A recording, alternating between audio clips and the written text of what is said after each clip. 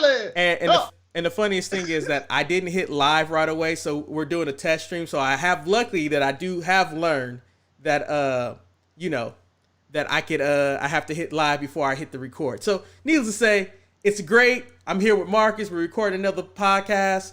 We're also joined by Lord Manny Hayes once again. Hello. I love the hello and then hello. You know this is a podcast as well, Manny. Yeah. It's not just a video show. You have to do the audio part. You can't just go, gotcha. Well, the greatest thing about it is not the even video that made sense to go like that. But in audio form, it's just like, I guess there's no one there. I mean, it's not even a video show yet. No one sees this video but us unless the video is good, because last week, atrocious double echo video. A few people saw it if they made it through the link, but it was bad. It was really bad. No, you talking about the Money in the Bank recap show? Oh, the Money in the Bank recap show. Yeah. That was some of our best stuff, guys. Yep. I will never be able to do that again. No, never. You can't repeat stuff, man. I really should have shaved my head before this. You didn't shave your head? No, now man. Everybody's gonna know your bald. But it's quarantine time. You're allowed to be ugly. Oh. Did Marcus name the show already allowed to be ugly? I mean, that's you're allowed to be ugly. I mean, let me write this down on my handy dandy notes just in case. Wow! In 10 seconds, you're gonna name the show. We haven't even got to the meat and potatoes. Well, Marcus, sometimes. What if I want to call the show Sean Paul? No.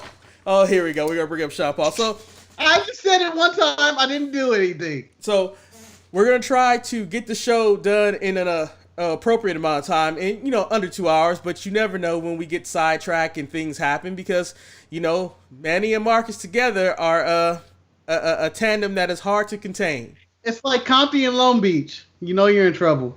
Wow. Wow. Our tag team name is The Tangent. With that just members of the Rough Bunch. The Ruffians. With that being said, I guess it's might as well we get started in the show. I have decided, according to my format that I created, that we will talk about Monday Night Raw last because that was my favorite show, and I figured that I should start with the worst and end with the last. Because now, go ahead, Marcus. Can I ask a question about the way the presentation of the show? Okay. I know this is behind the scenes, and we're supposed to record the show, but I had a few questions in the middle, and I didn't want to forget. Now, are you full screen by yourself, or do you have all three of us on the screen? And then when you introduced us, did you introduce us as you're in the full screen and you click the button and then you had me and then Manny show up and then such and such like that? Right. I'm just curious. Right now, I'm just curious. Right now, we're in the trio view. Like we're all three on the camera. I'm in the middle. I'm the sandwich of this podcast right now. I mean the meat of the sandwich. And I might try when we start really doing the show. I might start trying to switch over to different screens and whatnot. I really have to take a tutorial, but I will point out that I think of all the software that I have to pay money for is the software that I like, which is. But I have here's my other question. If we're a sandwich, when we have a sandwich, you have two pieces of bread and then you have the meat, and so the bread is always the same color. So, logistically as a sandwich, I would want to be an ice cream sandwich, so it'd be you on this side, me on the far left, Manny in the middle as the vanilla ice cream. No, Marcus. How this sandwich is. This is a person who can't decide what type of bread that they want. They decide to get They want to get some dark rye bread. That would be you, and then Manny can be like the sourdough bread. And because of my darkness, I'm roast beef. So we're like a two different type of bread sandwich right now. Can I give another suggestion of a sandwich? Well, Manny has a suggestion because he has. Go ahead. I'll let you say yours. So before we started this, Eric, I was in the middle, which we basically became a peanut butter Oreo. In a way, yes. I mean, yeah. But you're constituting yourself as a cream. I think you would be more of a lemon filling. Oh wait. Wait. I'm beige. I'm beige. That's racist. I'm gonna stop. Why did you say that to me, sir? Why did you say that to me? What's your name? Jerry Lawler? All of a sudden, Manny's gonna do the ramen noodle moonsault? Yeah. Come on, man. Wow. What are you gonna do? Go chase the Ethiopian with chicken on his back? Come on, man. I mean, or get mad because somebody decided to have a baby and give up all the money of Well, being champion or being the face let me of the go back company. to sandwiches, though. Okay. If we can be a sandwich, can we be the Thomas Brothers sandwich? Because we're brothers. We could be sharing Manny right now. I don't Just want like That to sounds share so Manny. wrong. I don't want That to sounds share so Manny. wrong on so many levels. That's worse than my you could be a lemon Oreo comment. No, Marcus. Earl No. Thomas and his brother, man, they were out there. That's the kind of sandwich we are right now. No, we're not. Because I'm in the middle. We're a Thomas train. I mean, speaking of a train out of control, we might as well start talking about AEW. AEW started off with Jake the Snake and the Murder Hawk, who beat up a random hand in the back. Apparently, this is the Murder Hawk's gimmick. When he comes out to the ring, he has to toss up some production hand. I just don't understand why production doesn't get out his way. But the highlight of the moment had to be when the camera panned out to Cody Rhodes and his F-150, and he was ramming that engine, just vroom, vroom, vroom, like that. And you really think he's about to make a big impact and just, like go a Stone Cold Steve Austin and drive through the glass. Instead, he revs it up to drive, I would say at most 50 feet to knock over one of those 5 meters. It was like 5 meters. Yeah, 5 meters. I don't know. To knock over one of those expensive barricades that Marcus said that he spent so much time invested in when he was doing commentary. Marcus, did you enjoy his rage of coming in to the screen and going from there? I want to chime in and say that is, well, I hear myself. That was weird. But I want to chime in and say that was the absolute lamest version of somebody wrecking shit I've ever seen in the history of wrestling. Because you have Austin with the Zamboni, or you have Austin showing up in his truck and then he'd get out or something, or on a ATV or some kind of madness, or you have Kurt Angle in a milk truck. Cody coming in there, wrecking that bike rack barely gently because he didn't want to scratch his own car. He has bragged about this car on the show. You can tell he did not want to mess up that car. And so when he went into there, he was thinking, I want to wreck some stuff, but not my truck. And so I thought it was useless and unnecessary. He could have just ran in. It would have had the same effect because he was a million miles away from anybody. He brought no harm to anybody. Nobody was like, oh man, look out. Even announcers didn't flinch. I just thought it was absolutely lame. Manny, I'm going to turn to you. How do you feel Fake about rage. this situation? I feel like this week, in the last 7 days, we've watched 2 guys get thrown off a roof. Rey Mysterio have his eye nearly, I don't know what he was planning on doing with that eye. And then you have Cody driving 5 feet, 5 meters, caressing the guardrail with his car. And then the worst kind of brawl I've ever seen. I feel like the Murder Hawk should have stole his car. I mean, in the situation for me, when I was really looking at it, I was like, this is not how I would have done the angle. I mean, last week, we can arguably say that AEW had one of their better episodes that they had in a while. I think everyone was invested into this week's episode because you wanted to see how would Cody react to the Brandy situation after Brandy said in her promo that Cody ain't gonna do shit. This ain't gonna get Cody riled up. Clearly, it got Cody riled up enough, but not enough to tear up his truck. So one thing I learned about Cody in this situation is that you can do what the hell you want to Brandy, but you ain't gonna mess up my F-150. Well, maybe it was Brandy that said, you better not mess up my car. Like, I know what you plan. He's like, honey, I don't go in there, I don't get revenge, I don't go in there, I don't beat the Murder Hawk and Jake's ass. My whole plan, look, I'm gonna go in there with my truck and I'm gonna go wham, smash right into it. And she goes, not in that car. Where do you think Brandy ranks in things Cody loves? So I'm going to give you AEW, Pharaoh the Dog, Brandy. Did I say his car? You did say his car. So his car, AEW, Brandy, and Pharaoh the Dog. Where does Brandy rank? Okay. Of all those things, I'm going to add one. I'm going to add Cody's tattoo or the logo, the Nightmare logo. I feel like he loves more than Brandy. So Wow. I would go his car, the way he rammed it in there, Pharaoh the Dog, his Nightmare logo, which he got on his neck, he has on his car, and on everything he wears. He's like Cobra Commander. And then there's Brandy, and then AEW, then Brandy.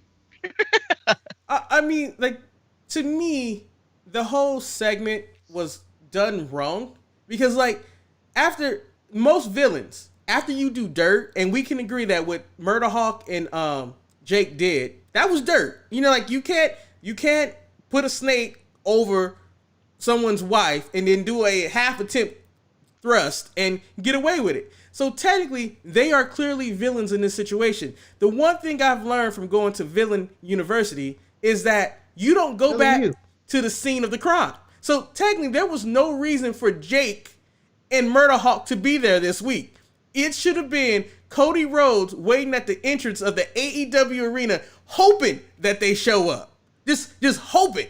And then when they don't show up, he finally gets so frustrated, he goes to the ring and says, "You fucking cowards, how could you not come out here? I'm tired of this bullshit, blah, blah, blah." And the next thing you know, you have the Murder Hawk and Jake the Snake in the woods talking about, "I bet you want to get your hands on me, don't you? But you can't." Like, that's the cheesy shit. No. Did Billy you teach you that laugh? Huh? Well, you know, Did Billy you teach you that laugh? Unfortunately, at Villain U, my laugh.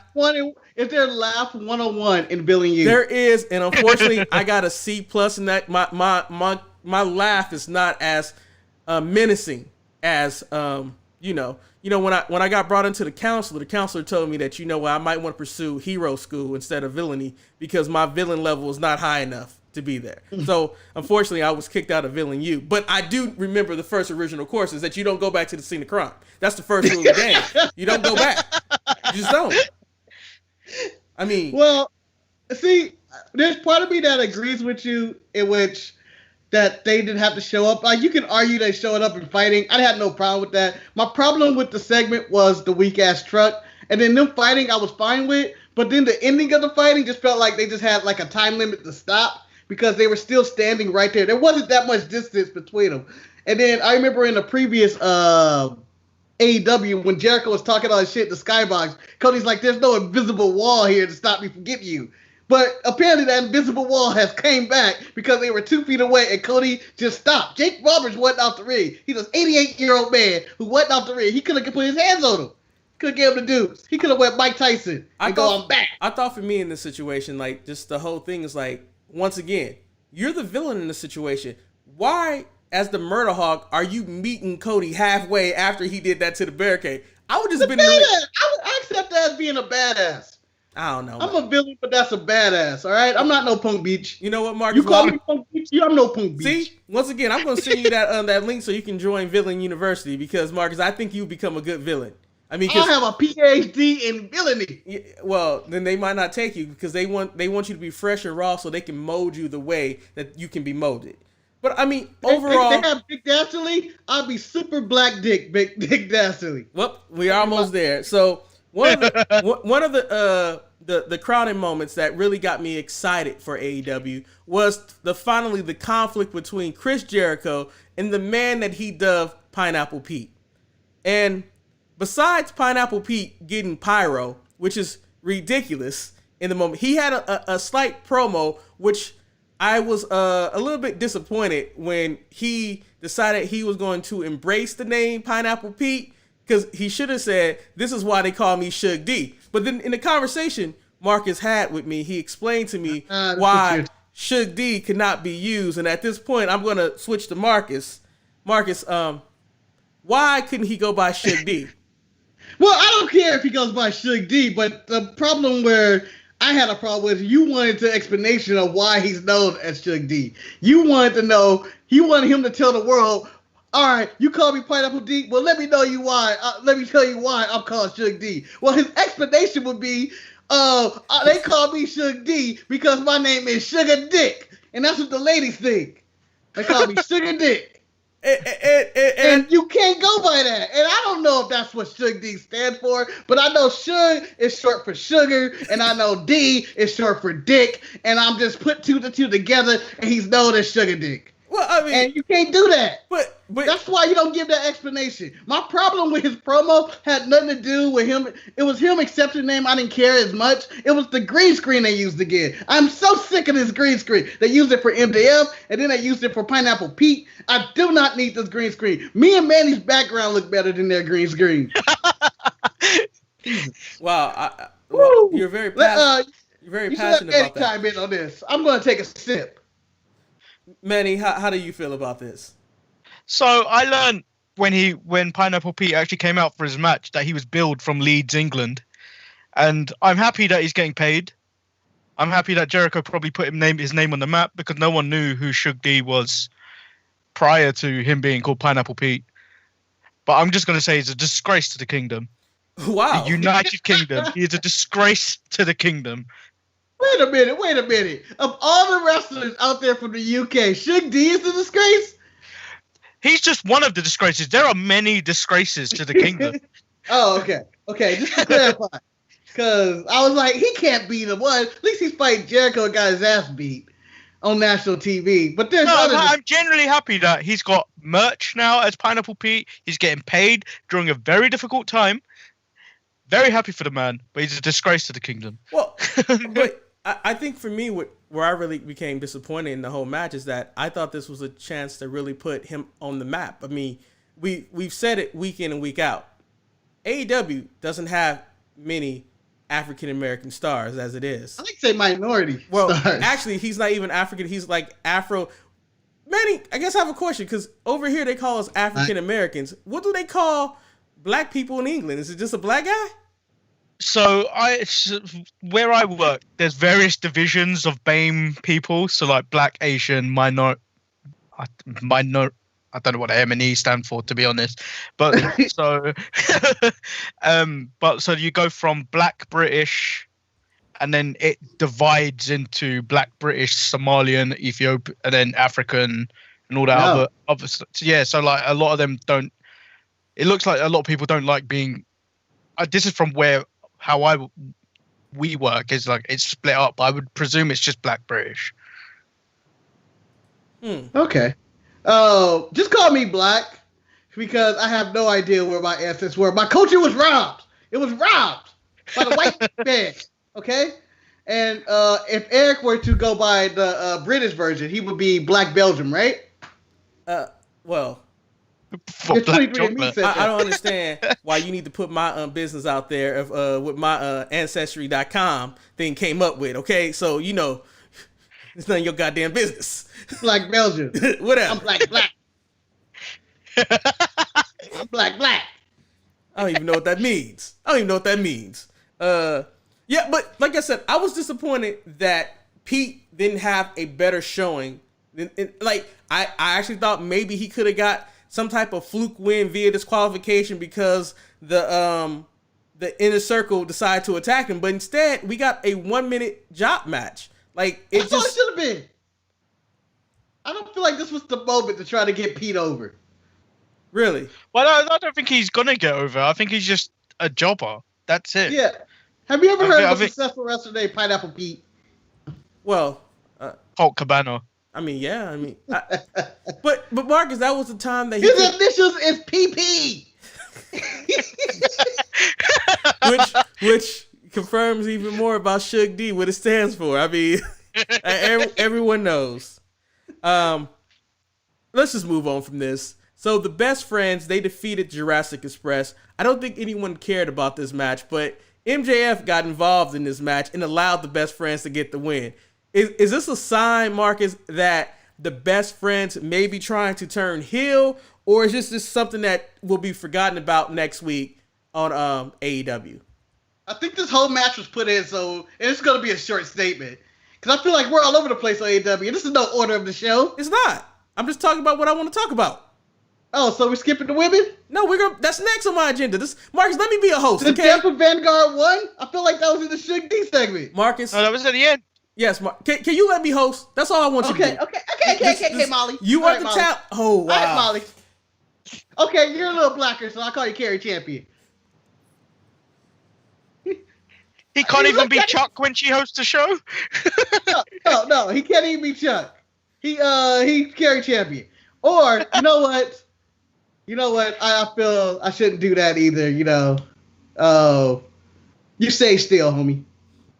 You stay still. Just twice as 3, 4, 5 times as big. Anyway, what were we talking about? This motherfucker going to Villain University right here. You were talking about the involved. You were criticizing my show older, but now you want to say something about Best Friends and Jurassic Express. Oh yeah. Your show older. I feel like this whole match was put together so we can get the match between Phoenix and Orange Cassidy. That's all this match was for. There was a lot of stuff that happened in it, but the only thing that really stuck out is Ray Phoenix jumping out of the left field, the dropkick, Orange Cassidy. The distraction that didn't work. Like Liu Kang out of Mortal Kombat 2.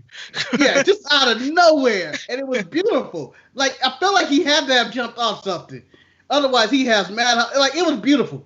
It was the most beautiful dropkick I've seen on TV in a long time. Maybe even in any martial arts movie. But I feel like this was all about that, the setup for that match. Other than that, I don't feel like there was anything too much. There was not that much importance into it. It seemed like two good guy teams were fighting and blah, blah, blah, blah. Oh, I'm done. I had nothing more to say anyway. Manny, going to you. Looks like that the social media director of AEW had more control because pretty much that Ray Phoenix kick just lead to the KO, like the same graphic they put up for what's his name? His name is not Walter. His name is Wardlow. There, I knew it started with a W. So, Manny, who had the better KO? Wardlow or the kick from Ray Phoenix? I think the kick from Ray Phoenix had it because he had more agility. He had more agility than the 4 people playing basketball on Raw. We're gonna get there. We're gonna get there. So clearly he doesn't have much. So moving on. I don't know why you wanted us to talk about this topic. There's nothing happening in this segment. What? Yeah, I feel like we should have skipped this. All the things to skip. I'm like the women took a back seat to this. Fuck you guys. Anyway, so the Fatal 4-Way, you had Sheeta, Statlander, Penelope, and the Doctor, Britt Baker. In a Fatal 4-Way, this match made me so upset for the simple reason. Wasn't a bad match, but it was a match that didn't make any sense of taking place. They even said in the commentary that Sheeta has been the #1 contender for 11 weeks.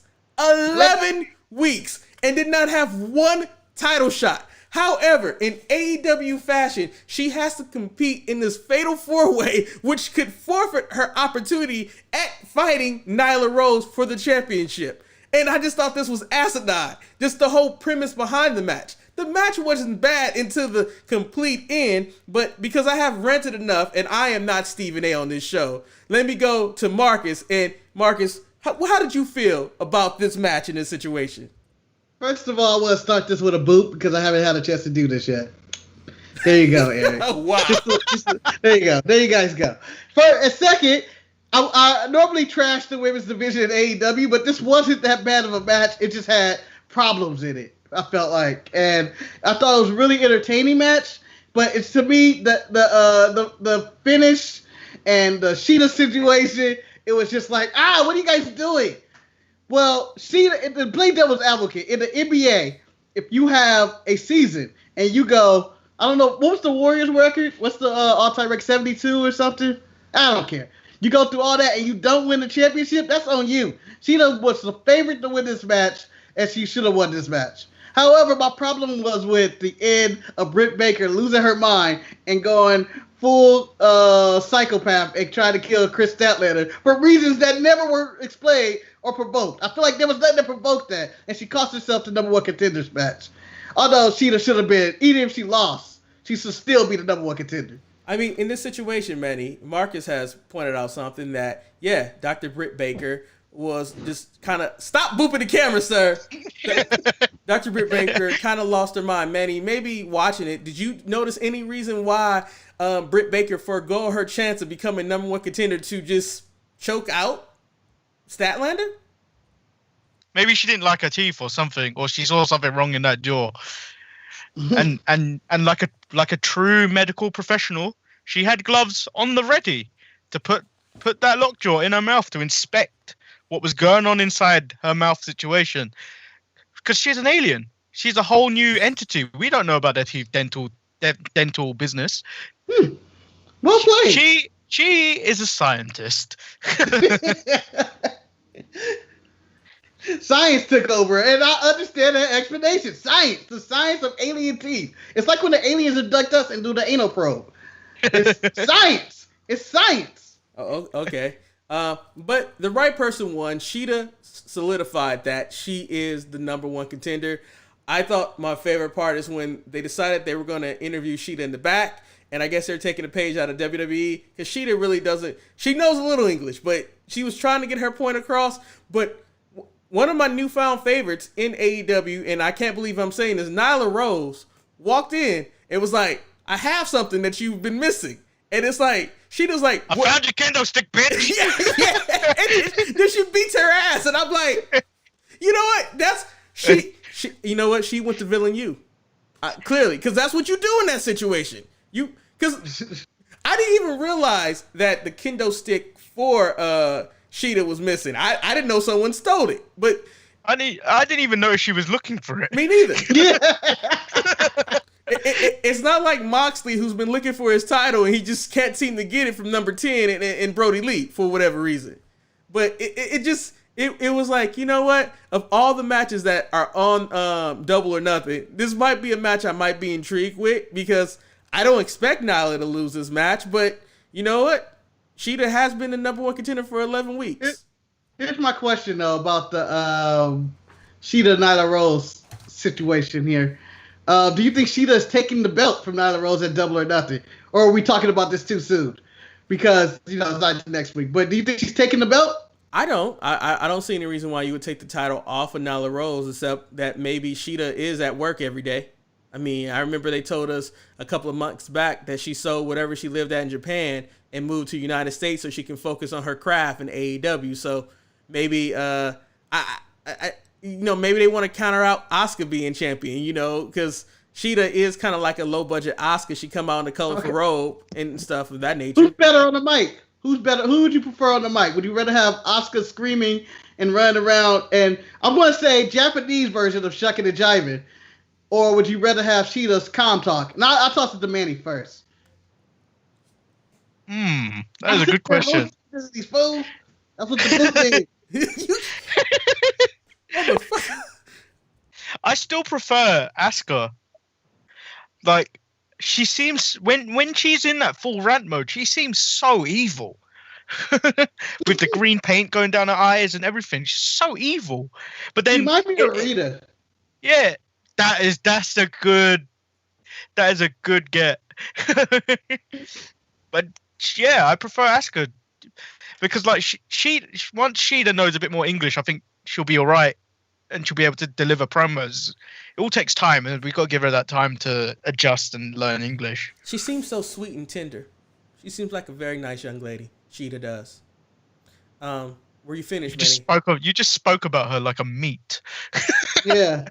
It's tender. From one piece juicy. of meat to another Just piece as of a meat. fat man. Why not? You're like, oh man, I bet you could you don't even really need the knife. It just tears up off the bone. Just melts in your mouth, not in your hand. Look at those thighs. Yeah. Ooh. I made fried chicken last night. I can't cut. Baby girl, is that broccoli? I can't cut a piece of chicken worth of shit because I had to butcher my chicken. But damn it, that chicken came out delicious in the fried. I should have put a picture. But no, Marcus, this is an unfair question, and I'm going to take a chance because Asuka's in my top 5 of favorite women wrestlers. So, yeah, I'm going to pick her over Sheeta any day. I mean, I'm so happy when, she became the official Grand Slam champion on Raw when she opened up that briefcase that Becky Lynch hit the code to, and she was find out that she had the title. But we'll talk about that later on. Marcus, are you on Team Sheeta or are you Team Asuka? I'm on Team Asuka. Okay. There's an extent that I like the Asuka promos, but I feel like there's times when it's not the right time for her to go crazy. Like on Raw, she shouldn't have went crazy when she got the title.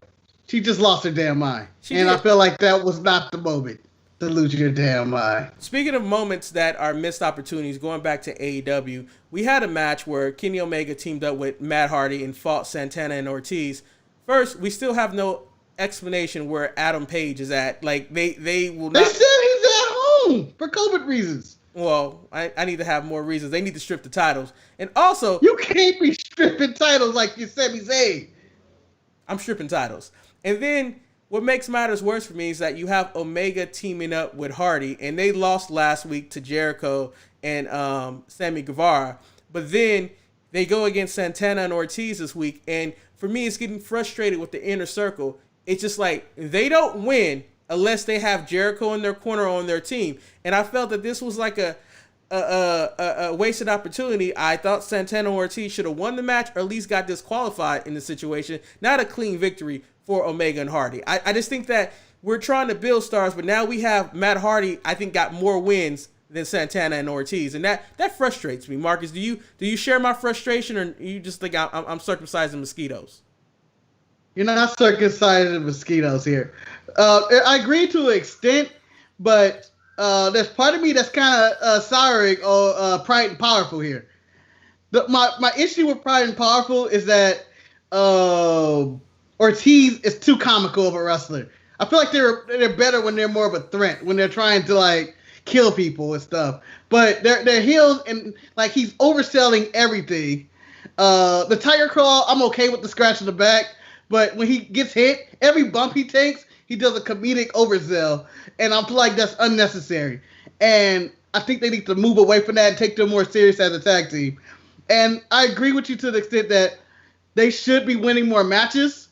But I think they need to be separate from the Inner Circle. They don't. I feel like it doesn't fit with them because they're supposed to be thugs. They're supposed to be hoodlums. They're supposed to be a bunch of badasses from the street. But they're more of a comedy tag team. They're in the vein of the Street Profits more than they are of I got no other serious tag team these days. Damn it, Viking Raiders. Then the Legion of Doom. No, they're even making the Viking Raiders a joke right now. So yeah. Go ahead, man. Undisputed. Well, they had that Zoom call today. But it wasn't like they weren't trying to be total jokey. They were having a good time. It was just like, what if we got on Skype with our friends and we were having a good conversation? They're kind of serious, but I wouldn't even. The AOP is the last serious tag team. I just think that it's not beneficial for anybody who's in the Inner Circle outside of Jericho, because if you don't team with Jericho, you lose. And so at the end of the day, like, these people are put in there to protect Jericho from losing. I mean, Sammy Guevara outside of Jericho doesn't win. Jack Swagger, what's his name? Jake Hager, he doesn't win. And then Pride and Powerful, who are going by Santana and Ortiz, they don't win either. And it's just, I feel like this is a new team that many people may not have seen because they didn't watch TNA. And now AEW is doing the typical WWE thing, and we're just going to bury them. Manny, is there a way that they can salvage the Pride and Powerful? First, I want to pick up on your point of burying. I think we use that term too quickly. I think they're on a bad run at the moment. They're definitely, for sure, they're on a bad run. But I think, how much of it is it to blame with the situation we're in right now? Because that's definitely a factor. But there's nothing else in that tag division. Like, realistically, they're claiming to be the best tag division in the world. But like half of those a good majority of those tag teams are so-so. Like, the only good ones are the Lucha Brothers. I would go as far to go Kenny Omega and Adam Page when they're there. The Young Bucks. And then, I don't know about the rest. Who else would you throw in there? Well, we know the Revival will be there. So soon they will be the ones that will be in the top billing. And then I don't know what the Dark Order is anymore. They're crap. I mean, I'm going to AEW's website right now because the one way that you can tell who's their tag division, you just go look at their rankings. So these are the rankings. Can I pause it? Go ahead, Mark. Can I try to say there are in AEW they really need the Revival because they do need a serious tag team. And I'm not saying WWE has a bunch of serious tag teams either. They have a bunch of jokes too. But the only serious tag team I think in WWE and maybe in all of wrestling right now who takes it serious, and I hate that we forgot them earlier, but they are the Forgotten Sons. Oh no, they seem really passionate and angry about this tag team division. But everybody else in this tag team division, how dare you, are not taking it serious. Imperium are serious about their wrestling. Marcus, he got a point. And the grizzled young veterans. Exactly. You're right. But Marcus, right. I like you bringing up. NXT UK is the only bunch taking tag team wrestling. No, it's only those two. On NXT UK, it's only those two. So you got. I give British Strong Style of Trent Seven and Tyler Bate. They kind of take it a little serious. I mean, they're worried about their beards. Mustache Mountain, they're called. They take it serious, kind of. I mean, other than their mustache, but when they get in the ring, they all go. They're not joking too much. And then the Tournament Ascension, they haven't turned Ascension. They haven't. Oh, that's what I was going with that. They haven't turned Pride and Power to the Ascension, so that's buried. When you become the Ascension, when no company wants you. I just want to point out, Marcus Santana, and Ortiz are not even. They're not even ranked in the tag team rankings. You have the Dark Order, and that's the combination. How are they ranked? They haven't won in years. Marcus, according to the rankings on AEW, Uno and Grayson are undefeated. They're 5-0. I don't know when they fight. Well, they number one. They are number one according to their rankings. I've never seen them win. Marcus, wait. Number 2 on the rankings is the Best Friends. Number 3. So Dark Best Friends should be number 1 just for the fact that they have been there on every single Dynamite. Marcus, they have not missed a Dynamite on the league. Let me finish so you can have your rage at the most. So remember, Dark Order is 5-0, so they're number 1, right? The Best Friends are 6-3, so they're number 2. Coming in at a whopping number 3 is the Young Bucks, who are 500, 2-2, which is then followed by the Jurassic Express, who are 2-0. So they're undefeated, but they're below the teams that have losses. Now, quantity of matches. Then coming in quantity or quality. I'm talking about quantity of matches to put you in the number 1 ranking. But then coming in at the fifth and final spot, the one black tag team in AEW, the Private Party, with a 3-1 record. My question is, they've had the same amount of. They have had 4 matches like the Young Bucks. They're 3-1. The Young Bucks are 2-2. Shouldn't the Young Bucks be ranked number 5 in this situation? Right, Marcus? Yes. Well, if you want to go that route with it, but you're not taking one. You're missing a very important factor. The Young Bucks own the company, and they play the Private Party bills. Okay, aren't the Private Party fighting for a number 1 contenders match at Double or Nothing? It's a ladder match for the number 1 contendership. No, for the tag titles. The number 1 contenders match is like with the singles wrestlers. That's the ladder match. The casino ladder match, but the tag I think the Best Friends and the Private Party are fighting for the number 1 contender spot for their tag team titles, which makes no sense when you have rankings. We're the little sexy guys. I feel like they have never lost. Well, Jericho and Sammy Guevara has had more TV tag matches than all of these guys, and they never lose. But they're not a tag team, I don't think, officially, Marcus. They're called the Six Guys. That's an official tag team. Okay. Going back into the Inner Circle. So after Jericho defeated Pineapple Pete, he then announced that he challenged. Like it's a Christopher Nolan movie. He challenged the Elite to a Stadium Stampede match. Marcus, they're gonna use the Jaguars arena for this match. Manny, do you think they will accomplish what WWE did with their pre-tape segments? I don't think they will, and I think there'll be more people in that stadium at that point than there normally is for a Jaguars game. Like, why stop football where you can play the Jaguars every week? And they'd be like, oh, like baseball, when the Marlins play, who needs a crowd? They never have a crowd. Marcus also pointed out something. Marcus told me in our phone conversation we called this week, he says that I guess Tony Khan went on the record saying that he's being bled dry because of the pandemic. I didn't say bled dry. But you know, he that's not the quote. I'm bled dry. I'm down to my last dollar. Being bled. I don't know why he thinks But that sounds so much better when you're being bled dry. I like that. He's being bled dry. He's losing money left and right. And then me and Marcus just started talking like the amount of money that they're spending for unnecessary things on AEW makes absolutely no sense to me. First, Pineapple Pete got pyro. I know how much pyro costs. He doesn't need pyro. He's not that guy. But I think the biggest splurge of all splurging is at Double or Nothing. They have paid for Iron Mike Tyson to hand the TNT championship to the winner of the Cody Rhodes Murder Hawk match. What happened, Marcus? He's ferocious. I know he's ferocious. The tiger. Like Tiger. I mean, first of all, you would never say that to Mike Tyson to his face. I wouldn't say shit to Mike Tyson, okay? That video of him working out at 50. Damn. Terrifying. No, fucking terrifying. Manny, as I told Marcus, they can put him in any boxing match against anybody in the ring. I probably would pay for it to see a 53-year-old like, okay, he still got it. Because in that little brief second of, I was like, man, he can knock a motherfucker out. Just give him 2 rounds. He got to do it within 2 rounds. Well, I heard Shannon Briggs said, pay me $25 million, I'll fight Tyson. But doesn't Shannon Briggs have like I'm HIV? not Shannon Briggs, though. Shannon Briggs is a third-rate heavyweight, in my opinion. Let's go, champ. Maybe you can dig up Lennox Lewis somewhere.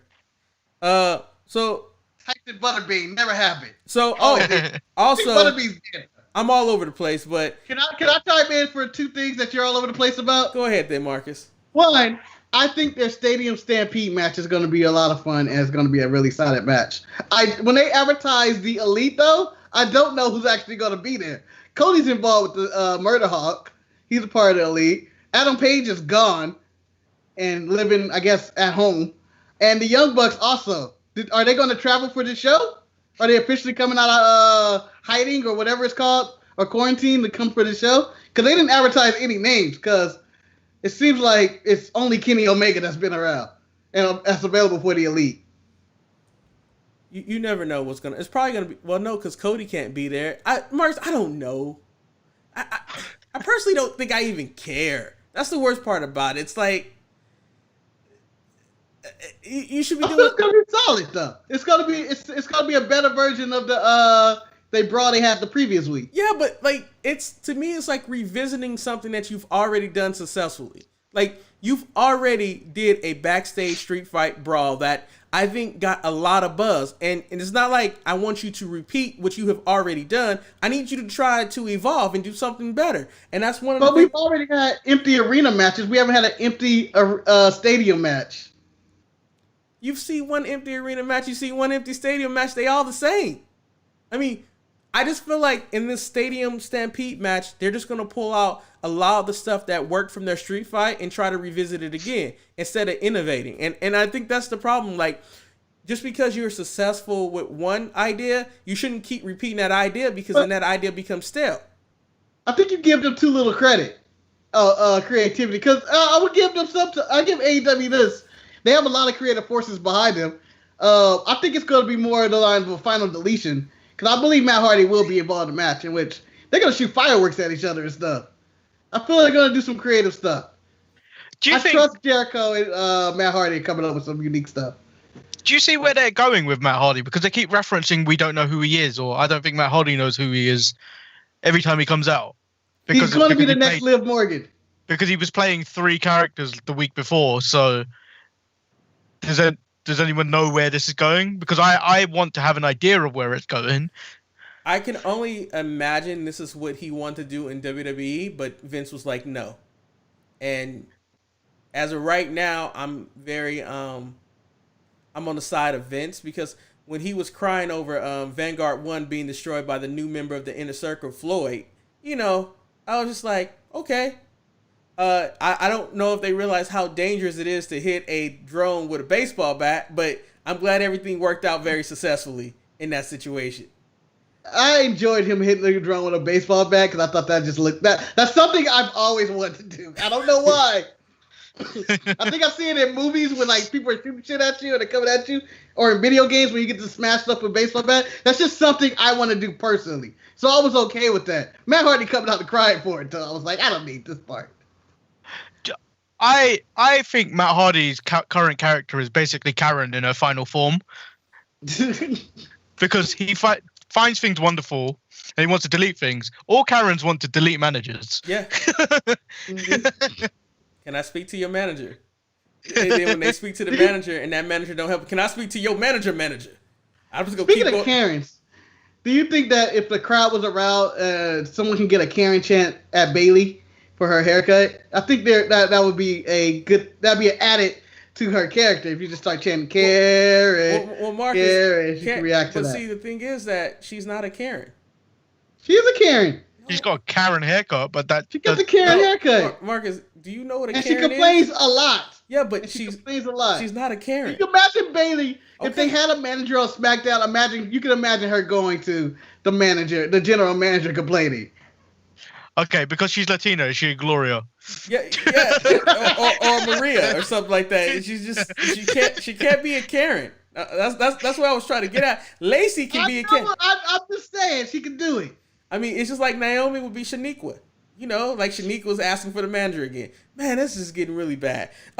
Speaking of bad, the main event was Brody Lee being taken to the limit by Christopher Daniels. Marcus, was it right? Did he really he took him to the limit, right? This is the one time when you say someone took it to the limit, they were actually pushed to the limit. It was to the point where Brody Lee's guy had to say, "This isn't looking good for him. We need to get involved in this."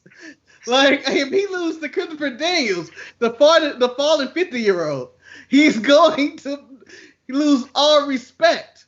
And the fact that he wants to be introduced as the AEW champion and the guys win and go here with the belt. I was so frustrated with the booking of this match. I thought Brody should have been kept looking strong and he should have been dealt with Christopher Daniels right away. But they have to spin. They have to what's the word I'm looking for? They need the kill time for the rest of the show. But I feel like Christopher Daniels is the wrong wrestler. They should have went with Scorpio Sky, pushing him to the limit at least. They did the video package on Scorpio. They're building him up. They had him built up earlier when he fought Jericho, and he pushed Jericho to the limit. But yet he has not been in the ring ever since. And that should have been the wrestler and not old-ass Christopher Daniels. With that being said, Moxley running in and faking like he mad made me sick. I think the Moxley whole thing was really ridiculous for the simple reason is that who cares? It was TV time, like you said. They had to get the match out. But they showed Moxley arriving to the arena earlier.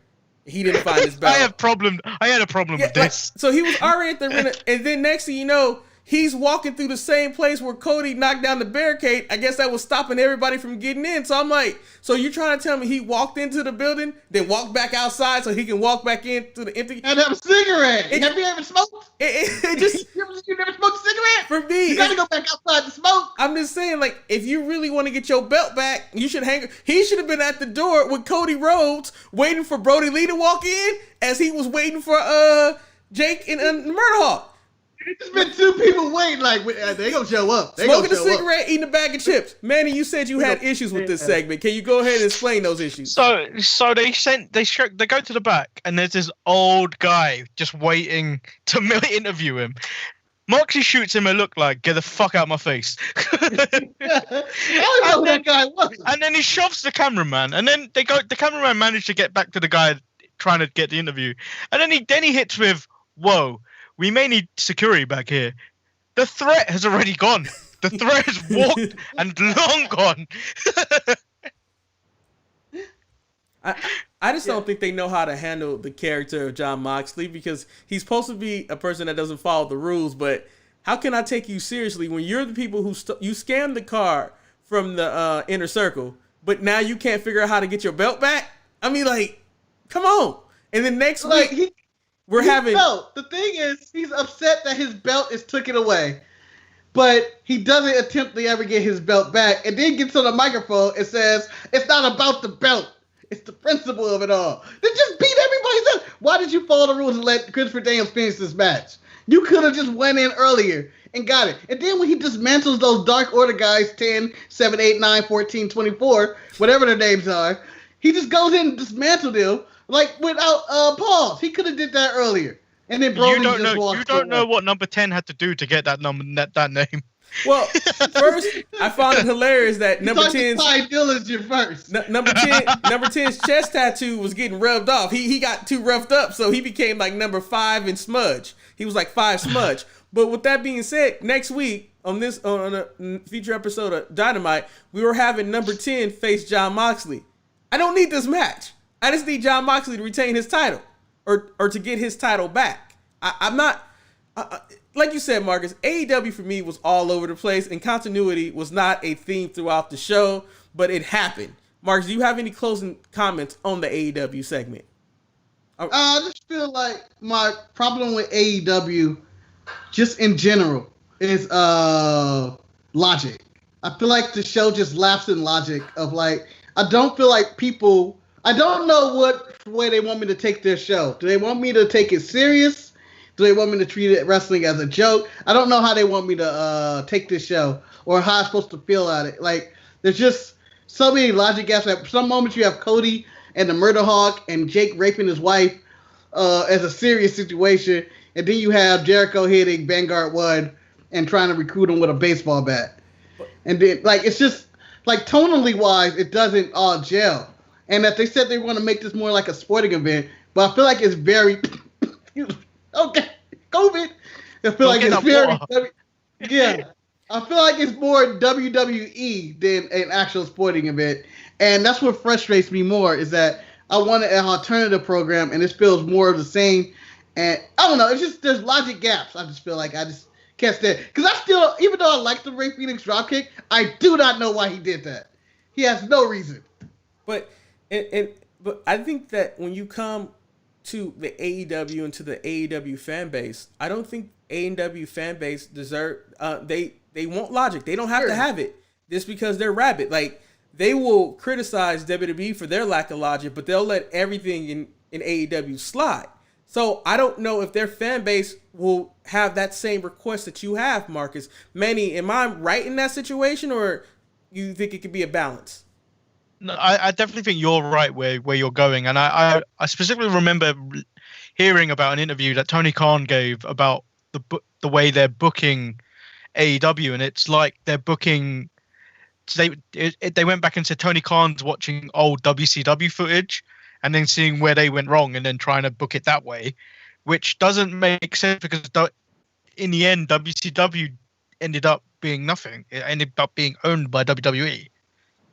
Well, I feel like he's missing the one thing WCW did wrong and what TNA did wrong, and that is not being financially responsible. We're in a pandemic. No one has money. You're not making money. Don't be shooting pyro for everybody. Apparently, AEW took a profit because they were running shows at cheap because they're doing it in one location and then doing multiple tapings a day. So I'm taking a profit. Well, you have to understand, Marcus, in the streamline of taping all the shows, and they're still a hot commodity, so you still have a lot of sponsors that are going to AEW, like, oh, let me get some TV time here, and things like that. Like, the ratings numbers are not, like, great by wrestling standards, but at the same time, I think getting 600,000 viewers on a Wednesday night for a TNT programming is something that... But there's nothing else on. It's not a massive profit, but it's a small profit. Because you got to look at they're still taking revenue in by T-shirts, and people love them some wrestling T-shirts, and I think and the fact that they're saving money, they're obviously going to make a small profit in what they're doing. But I don't see that being financially viable for a long time. Yeah, I don't know how the money works, so. I could be wrong on this, but I just feel like they're spending a lot of money on like Tyson, banking on this. I feel like they're banking on this pay-per-view, and they're charging $50 or $60. I forget how much. All the wrestlers that they have in attendance, they're paying them all, I guess, for each show. I don't know. I know it's Tony Khan Stadium and everything, but I don't know how much that costs or to keep the lights on for that place. I just feel like could end up being an issue down the road. But, you got to invest money to make money, I'm assuming. But I don't know. I just want them to – and, they're talking about signing all these wrestlers. Like, They signed. They allegedly signed the Revival. AEW has not talked about signing anybody in. except for the Revival because they've been the packages for the Elite. I think that's fans speculating that AEW is going to sign all these people. I'm not as confident as all these people who got unemployed will be running to the gateways of AEW. I just don't think that it will be a very successful thing for them to do because then once again, they're going down the same route that WCW went down. They're going down the same route that TNA went down. And I think it's AEW's job to be successful by, being different and being new to fulfill what they said that they were going to fulfill by being a better quality show or being different from WWE. With that being said, we're going on to a new show. This probably will be a couple of brief because NXT took place and NXT had a very interesting turn of events for NXT wise. I felt NXT was a show about nothing. I felt nothing was accomplished. I felt that I felt stuff was accomplished, but not really. I think it moved the story along. I think that the logic issue that you had with AEW, Marcus, I also had with NXT. I mean, it started off with Imperium going against Thatcher and Matt Riddle, but the only reason why Imperium became the new tag team champions was because Thatcher and Riddle couldn't get along, and the blow up on paper of the match didn't make any sense. But when Marcus broke it down to me, or why Thatcher was so upset with Riddle, it made so much sense. So I'm going to turn it to Marcus to explain why Timothy Thatcher had enough of Matt Riddle's bullshit.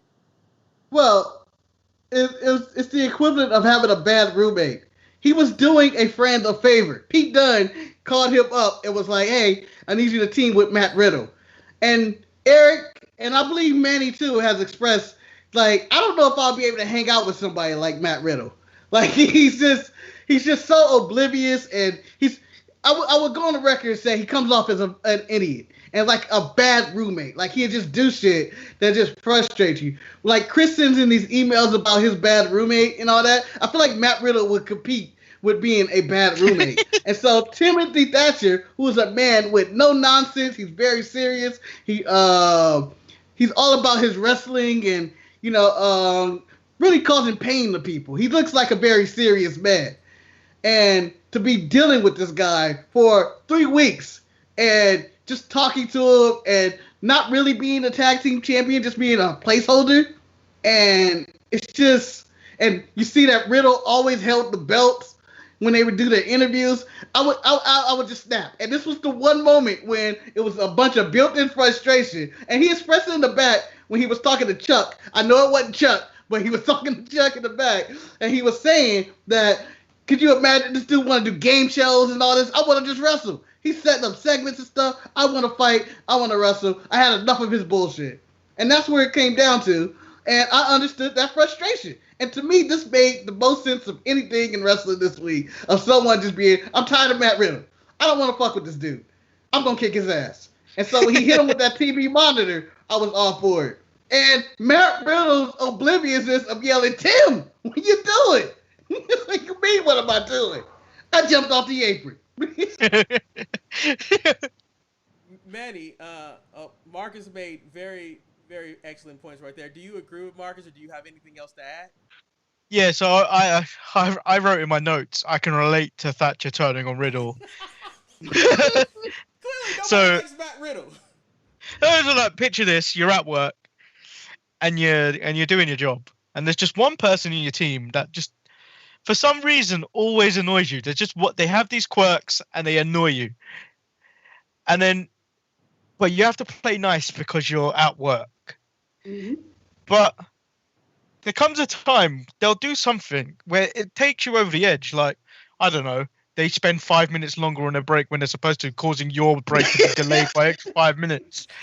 Or they've talked about their kids a bit too much this week. You telling me you don't want to pick up a monitor and smash them in the head with it?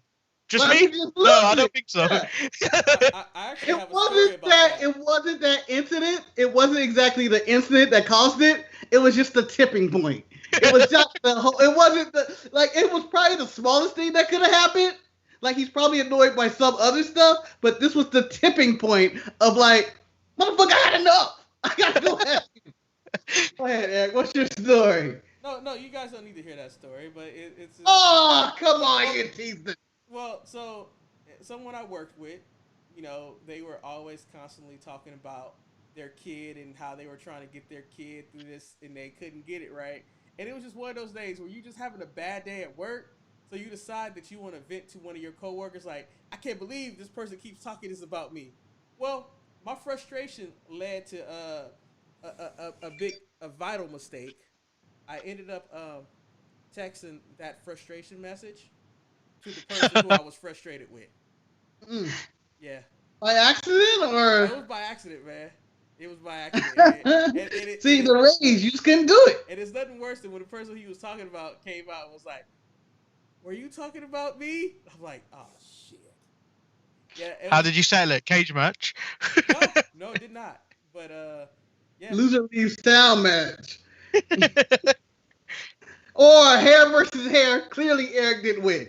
So, the thing that I enjoyed about the frustration between Riddle and Thatcher was that if they didn't have this dispute, we would never had a main event for NXT. And that's where I always have issues. Like, there was no main event that Rigo had to call in to say, hey, we're going to have this main event. And it was probably one of the most technical matches this week. It was two very technical matches this week. You had Thatcher and Riddle, and you had Gulak and Daniel Bryan.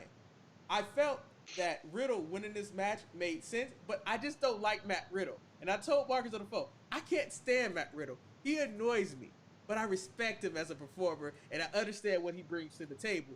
But it's just like, I was rooting for Tim Thatcher because I think we all agree with the frustration that he was feeling with Matt Riddle. But he at the end he kind of went too far. I wanted him to break his arm at the end.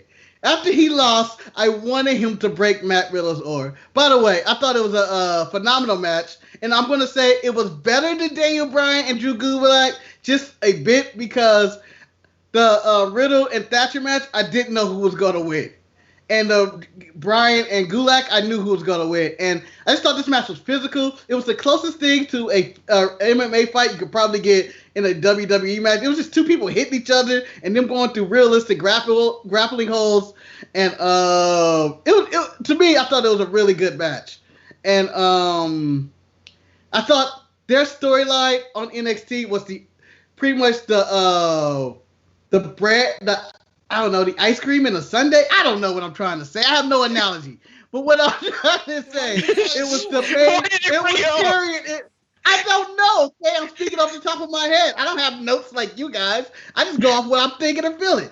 What I was trying to say is that this carried the NXT show. Them breaking up, the interview, him hitting Riddle with the monitor later, and Regal on the iPad telling them you guys go have the match, and then them having the match. I welcome this feud, and I can see them continuing this feud down the line until Pete Dunne comes back, or whenever we allowed to travel and they reopen up the countries again. Pete Dunne and Thatcher to avenge all the stuff he's did to Matt Riddle. But he should have broke the arm in the end. He should have broke it, and we would have been introduced to Timothy Thatcher as maybe the most dangerous man in wrestling because he gives zero fucks. Zero miedo. I'm done. I'm sweating now. I did love the pull apart between Riddle and Thatcher at the back. Gave you a nice backstage sighting of screaming, big wiggle Norman Smiley. Who hasn't been seen on TV in a long, long time. I guess I don't want to overshadow this, but Imperium has gold, so technically no one remembers that. Imperium are the new NXT Tag Champions, so in so many ways, although they're apart, they're like the undisputed era of the UK. You have Walter as being the champion of the WWE UK, and now I can't remember their names, but Bartel and Archer, Fabian Archer. Yeah, whatever. Eichner. They're the champions, and you know what? I think this was a good move moving forward because, like you said, we don't know when Pete Dunne is going to be back in WWE. We just don't know. Done. The WWE initiated It is done, huh? the Superstar Invitation. Yeah, I know. The Superstar Invitational. Can you see any of the tag teams from Raw or SmackDown? Whatever tag teams they have left. Now that the Usos died. Venturing to NXT to challenge them. Because currently NXT has no tag teams other than the Undisputed Era. Well, with all this commingling going on, I think anything could be happen. Because I mean, we had Charlotte appear on SmackDown for no reason, but Invitational. it was a good reason. So who knows? I can't speculate. I really can't. I also thought NXT was the show of packages. Everyone had a package. We had the Karrion Kross package, which I thought was a very good package. Manny, did you enjoy that package? I enjoyed that package, and then it was followed by the Dakota Kai package, which was also a very good one because it established Raquel Gonzalez as well as a badass. Yeah, on that motorcycle, showed up just in time to say her lines. She for that. But my favorite thing was that it was like Dakota Kai sitting on the ground of a bridge in white shorts, waiting for her ride to come pick her up. Like, and Jordan 11s. And Jordan 11s, let's not forget that. Well, you're a Jordan guy, Manny, so I don't know. I've never owned a real pair of Jordans, so I don't know the fascination. She looked like the richest homeless person I ever met. Sitting on that bridge. Like, it was like, oh, she's well off. Okay, she doesn't really need the money. She's just sitting there, and I respect that. You know, the Karrion Kross thing was great, but the sad part about it, what kept me hooked to NXT, and although this was like a substandard show for them, was the fact that they told me we were going back to dinner with the Garganos. And I know maybe it's because we do the show and we talked about Candice LeRae making chicken LeRae and that dry ass chicken, that I was excited for that segment, and then I was disappointed because they had already eaten their meal, so I didn't know what they ate. No, that wasn't the meal. And so next thing you know, it just led to them having disputes with they became super evil because they went to villain school and they know how to modulate their voice. Marcus, how did you feel about that? Every good supervillain knows how to feed their enemies. I'm just saying that in every superhero movie, when they keep, like in Austin Powers, when Dr. Evil had Austin Powers and I forget her name, damn, Elizabeth Hurley.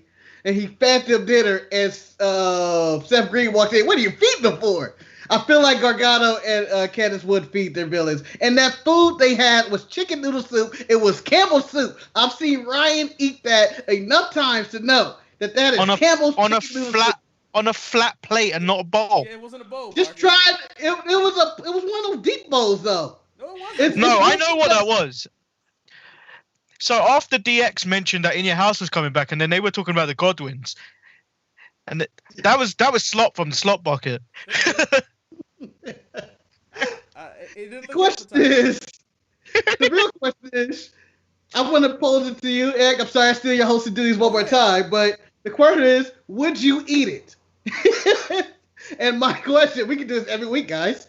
Would you eat it? And the question is, would you have eaten that meal? And I'll start with you, Eric. Would you have eaten Candice LeRae cooking this week? If I'm a guest at the house, I can't be disrespectful. I have to eat it, or I can always try to pull that line. Well, I ate before I came here, but you knew this was a dinner party, so I have to try to eat it. Will I like it? No, but you can't be disrespectful. Manny, are you gonna eat it? First, I can't tell if I would wait and then let them eat and then see if they get poisoned. Couldn't do that. I'd maybe try and swap my plate first and then watch them eat and see if she does. But I think Eric's right. You've been invited there. Unless you're gonna get beaten up before you eat, you gotta eat that. I would lie and say I had diarrhea fasciitis and not eat it. So Marcus, you think it was chicken? And I'll have some hot sauce and some pepper. I know it wasn't. You thought it was chicken noodle soup, but I really think it was macaroni and cheese. That's what I think it was. It had that yellow goo, and I know certain people just eat macaroni and cheese as the main meal, not a side. So I think that was macaroni and cheese in that situation. Overall, what did you think of their promo? Actually, I enjoyed it. Although when they flashing like that, I kind of was getting dizzy. Well, I was kind of getting sick. I enjoyed what they were saying, and I think the feud with Mia Yim and Keith Lee makes sense to me. But my biggest concern about their promo is that I kind of felt that it somewhat overlaps with the Karrion Cross promo. Like we have two evil entities, and Different type of evil though. but I think Cross is there to cleanse NXT, but then I think also the Garganos are also there to cleanse NXT. So I think that they're too similar, but I mean that's very small stuff right there for me personally. Well, I feel like Cross is just pure evil. He comes off as the devil. Gargano and Candice seems like entitled white people. Wow. Wow. No offense. Oh, well, that's pretty offensive, Marcus. I just think that. I mean entitled people. Sorry. So, Not to be racist. Speaking of entitled people, Marcus, we're going to touch on the Cruiserweight Challenge a little bit because that also took place. Yo boy, Swerve Scott, decided to fuck up and talk a lot of shit. And he talked about how he did not want to end up being one of those people who never won a match in the tournament, which motivated two individuals. First, it motivated his opponent, Gentleman Jack, and it also motivated Tony Nese, who was the only person in the tournament not to win a match because he lost to Atlas early in the night, which caused him to become involved in Swerve match, causing him to lose, and I think effectively almost eliminated him out of contention. Marcus, did Swerve make the right call by talking shit? Well, that's a loaded question if I've ever heard one. I refuse to answer that. I'll answer it. I refuse to answer that. I'll answer that question. Go ahead, man. So last week, I would have thought Swerve would have learned something from Cameron Itchy Grimes. That if you chat shit, you're going to get banged. Chat shit, get banged. Cameron Grimes got banged up by Finn Balor last week. And then Swerve chat shit this week and then got beat up by Tony Nese before and then losing his opportunity at the Cruiserweight title. And I don't think anybody wants a feud between Swerve and Tony Nese. It doesn't help anybody at all. Not at all. At least it'll be 205 when no one will see it. So the chime in on this loaded question, if Swerve should have did. No, he should not have talked shit. He should not have said, if I didn't win a match in this tournament, I would have simply retired. He didn't need to do all that. You don't go that far. But my problem isn't him talking shit. It's the fact that Tony Nese had to get his revenge, which was well respected. I appreciate Mr. Person was done counting his abs and decided to go out there and do something about this black man talking really a lot of shit. Marcus pointed out that on 205 Live that he watched, Corey Graves was calling commentary. He's like, this man is still counting his abs. He ain't won a match. How can he count his abs at this point? You need to stop and realize the abs don't count. It don't matter. He can have 20 abs. It don't matter. You ain't won. So my problem with Swerve Scott not recovering from being pushed into the stairs. I don't know how many times I've seen wrestlers get thrown into the stairs just in the middle of their match. And this was like maybe a love tap into the stairs. Tony Nese did no damage. For him to lose this match to Jack Gallagher because of that, because he got the drop on him, I do not feel like that was enough for him to justify to say, I would have won that match if it wasn't for Tony Nese getting involved. No, you still had a chance. I've seen people come back from worse and win matches. So Swerve was eliminated from the tournament, and Jack Gallagher, Tony Nese, the bottom of the barrel, are having this feud. And then on 205 Live, Jack Gallagher fought Tony Nese because he was upset about him getting involved in his match. What? Yeah. So I would say that Swerve talking shit was a great example of talking shit going wrong. However, Cameron Grimes is a great example of talking shit going well. Because last week, he talked a lot of shit about Finn Balor, which ended up getting him a match this week against Finn Balor. And yes, he won by circumstances out of his control. He still got a win over Finn Balor. And I think at that point, talking shit was really worth. But speaking of talking shit, though, Damian Priest might be the most maniacal and insane villain in the game because he clearly exposed that he attacked Finn Balor. And he attacked Finn Balor, but he also had that title match that same night against Keith Lee. Clearly, he wasn't focused on the task at hand. Marcus, Damian Priest needs to go get some castles so he can figure out what he want to do. His hand isn't too much, right? I don't understand what his motivation of attacking Finn Balor was that night for. It seemed like he should have been focused on fighting Keith Lee for that title. Then to be like, well, if I take out Finn Balor tonight, because I guess he's playing chess. if I take out Finn Balor tonight, he can't come at me for this belt after I beat Keith Lee. He was really counting the chickens before they hatch. He was counting them. And I don't understand his attacking. And the problem with this pandemic is that it cost us the match we won, and it was Walter and Finn. And Finn is now dangling in thin air because the direction they wanted to go was with Walter, and they want to keep him away from the title for some reason. You know, just not there yet. It's just all frustrating. It's all frustrating. The pandemic caused that attack, basically.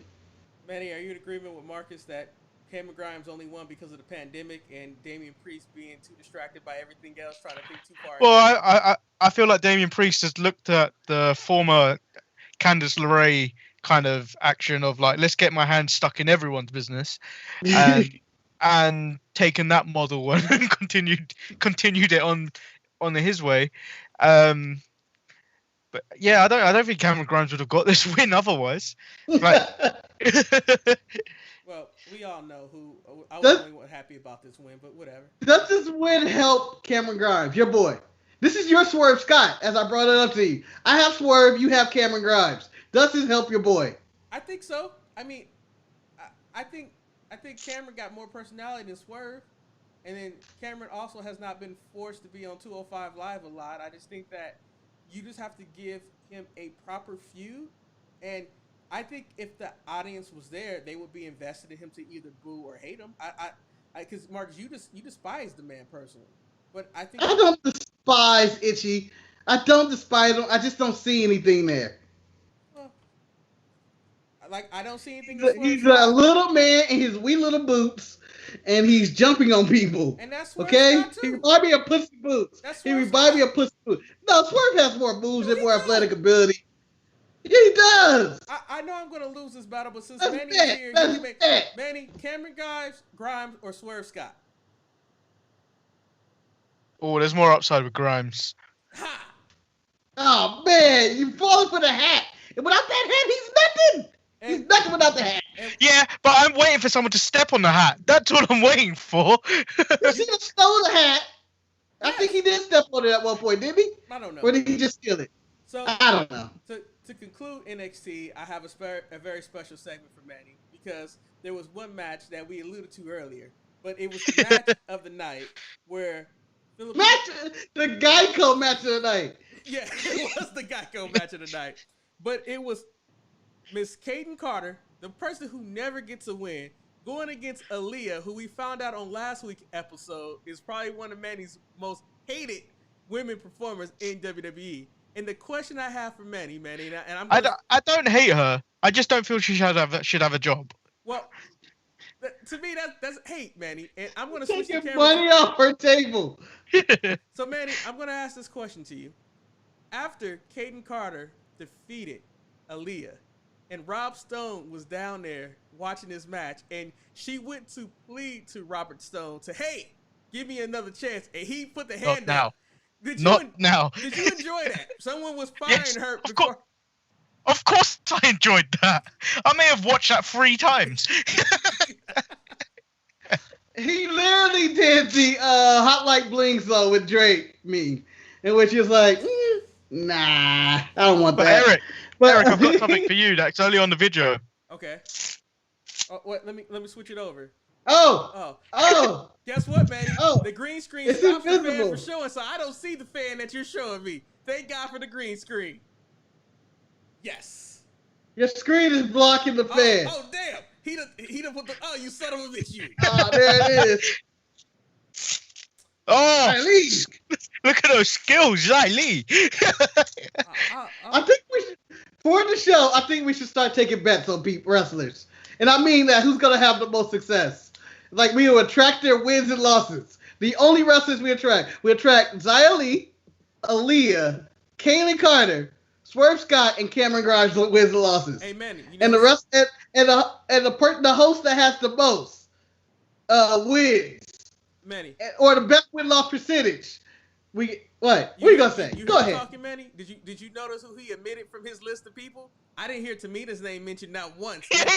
He didn't put Tamina in that list. She be in the list. You know what? you put all the people that me and Manny have put our allegiance behind, and like all the trash people that we've picked. But you did not want to acknowledge that you have put support behind Tamina, you and Wes on Tamina Mania. And Tamina Mania was a thing, but it's over now because Tamina's going away again, and you know she's gone. There's no way I can come back. I know this. Tamina's not going to wrestle for another 7-8 months until they do a match. Tamina still has to be in the ring. Rumble. Tamina doesn't have the Cody Rhodes out clause of not being able to challenge for a title. She must still remain in this competition. She has a Brock Lesnar schedule. Stomach. She has a Brock Lesnar schedule. Okay? She has a Brock Lesnar schedule, and therefore she should not be involved in this. I'll take another wrestler on the list for my percentage points, but Tamina can't be on there. No, you cannot renege because we've all put our faith behind people that we should not put our faith behind, and now you're trying to get out of it when we try to keep track of stuff. Well, you know what? To quote a wise Japanese lady that is kind of related to me, fuck it. Let's do it. I just want to put Tamina in there. Fuck it. Because Xia Li has a win, and Caden Carter has a win, and Aaliyah's losing. We're starting now. Caden Carter, Swerve Scott, Cameron Grimes, Xia Li. So wait. So I've got Caden Carter. I've got Caden Carter and Cameron Grimes. Eric's got Xia Li and Cameron Grimes, and then you've got Tamina and Swerve Scott. So we need to put our allegiance. We need to put our allegiances somewhere else. Then I'll take Swerve Scott and Aaliyah. What? Swerve Scott and Aaliyah will be my two wrestlers. Okay, like that I'm investing in. That I will invest in. Swerve Scott and Aaliyah will have more wins and losses this year. Gentlemen, I don't think this is a decision on real TV shows. No. They can't count 205 Live. Gentlemen, or main event. I don't think this is something that we need to invest in right away. We need some time to think about who we're gonna invest our money and our stock in. So no. You have no time. You have no time. We'll do that. You've already invested in Xia Li and Cameron Grimes. Your Cameron Grimes is Xia Li. He's Caden Carter, and he needs another one. I said because you made the decision of Cameron Grimes or Swerve Scott. I took Grimes. So I'm with Eric on Grimes. But I think we have to have our own people that we're investing in. You gotta have two people. You gotta have two separate ones. Oh, so I need a separate male wrestler. Yeah, but see, the thing is, Manny can now you can go female. You can go Shotzi if you want. But why he has to go with all the Filipino wrestlers? I'm not saying anything. He shows support for Shotzi Blackheart. I mean, I'll tell you what. I let the Sharpie Nation decide my other man. Oh shit! Now he's like Spencer Dinwiddie. You can go AEW. He's gonna sign with the NBA. No. We've kept this in the NXT universe, so we have to keep it in the NXT universe. No, if I have. Oh wait. I canceled out Tamina, and put Aaliyah. That's why I said. Yeah, well, I'm comfortable with that. I'm comfortable with that way because Tamina's not gonna be on TV. No, I feel like we should come back next week, and for each show, we should pick two wrestlers, a male and a female, that we put our support behind, and then we track the win-loss records, and then after that, is it only WWE NXT or is it all wrestling? It's all a wrestler because they're all supposed to be separate entities. So you have two champions for AEW, two for NXT. 2 for SmackDown, which would be very hard to find, and then 2 for Raw. And then you go from there. Whoa. Your default Tamina already. Yeah. So wait a minute. So it's gonna be for every show we gotta have 2 wrestlers? That we can track. I mean, it's not like we're gonna really keep track with it. Hell, we'll probably forget about this whole segment next week. But it's just for right now. No, I will keep score. Okay. No doubt. I will keep score. But I'm saying that I think it should just be 2. It shouldn't be for all the brands because I would lose track then. But if I just have to look at Aaliyah and Swerve Scott's win-loss record, I'll be okay. Well, I'm not comfortable putting my support behind Xia Li and Cameron Grimes this year. Why not? I took Aaliyah. Well, see, I took Aaliyah. Marcus, you're gonna win by default because Aaliyah's not gonna be on TV. Like no, but. No, but if we start from today, he's on 0-1. He's 0-1 already. Yeah. He's 0-2. You're 0-2 already. 0-0. You're 0-2 already. I'm technically 1-0 because Xia Li didn't fight this week. You got Tony Nese. I just picked Tony Nese for you, all right? I'm not That's taking it. Tony Nese. If Manny can't have Tony Nese. Needless to say, we need to move on to another show that had absolutely nothing going on, no narrative, and that's SmackDown. The only thing that it confirmed was that Tucker Knight no longer is employed by WWE because it started off with Miz TV and John Morrison and Miz making fun of the weight of Otis, then eventually challenging him to a tag team match, and they said, "Where's Tucker Knight?" And clearly, Otis didn't have a clear answer where Tucker Knight is at. So, Manny, are you sad to see good old Tucker Knight gone? I will remember you. Tucker Knight's dead. Three careers. Dead? I'm going with the Sarah McLachlan. We are all God's children. And you know, throwing the old beat up dogs and cats, and then you see Tucker Knight going like this. It's over. He's been Chris Harris. He's been Braden Walker. Harris. Haven't heard that name in a while. He's been Braden Walker. So two people got thrown off a roof on Sunday, but one man lost his career, and that was All Night Tucker Knight. All Night Tucker Knight. He at home like they gonna call me in one day. There is nothing better than a tag team wrestler looking for a tag team partner the entire night of a wrestling show. Like, you have a partner. And don't give me that bullshit he out sick. This is the perfect main event for your partner to be there. Well, but, you know. But you know what the thing about this was? The thing about this was, when Mandy told him to go look for, why didn't you just ask Braun? I completely forgot Braun was the Universal Champion. For like 5 minutes, I was like, why would he ask Braun? I was like, oh, he's a champion. Well, and that made sense to me, but what I wanted Mandy to say is that, you know, you do need a tag team partner. Why don't you go ask Dolph Ziggler? I just thought that would have been even more interesting in the dynamic. The guy who we can only assume that she was screwing before she found out the truth. If she said that he has to go full Soldier Boy, Dolph? Yeah. You mean the nigga that won the title but never won it again? You mean the nigga that's still in love with you? Mark is the N-word, huh? Just really. Oh, wow. Yeah. I didn't realize I was even saying it. Wow, you were very passionate about Mandy X's in that situation. Well, I was doing Soldier Boy. That was the problem.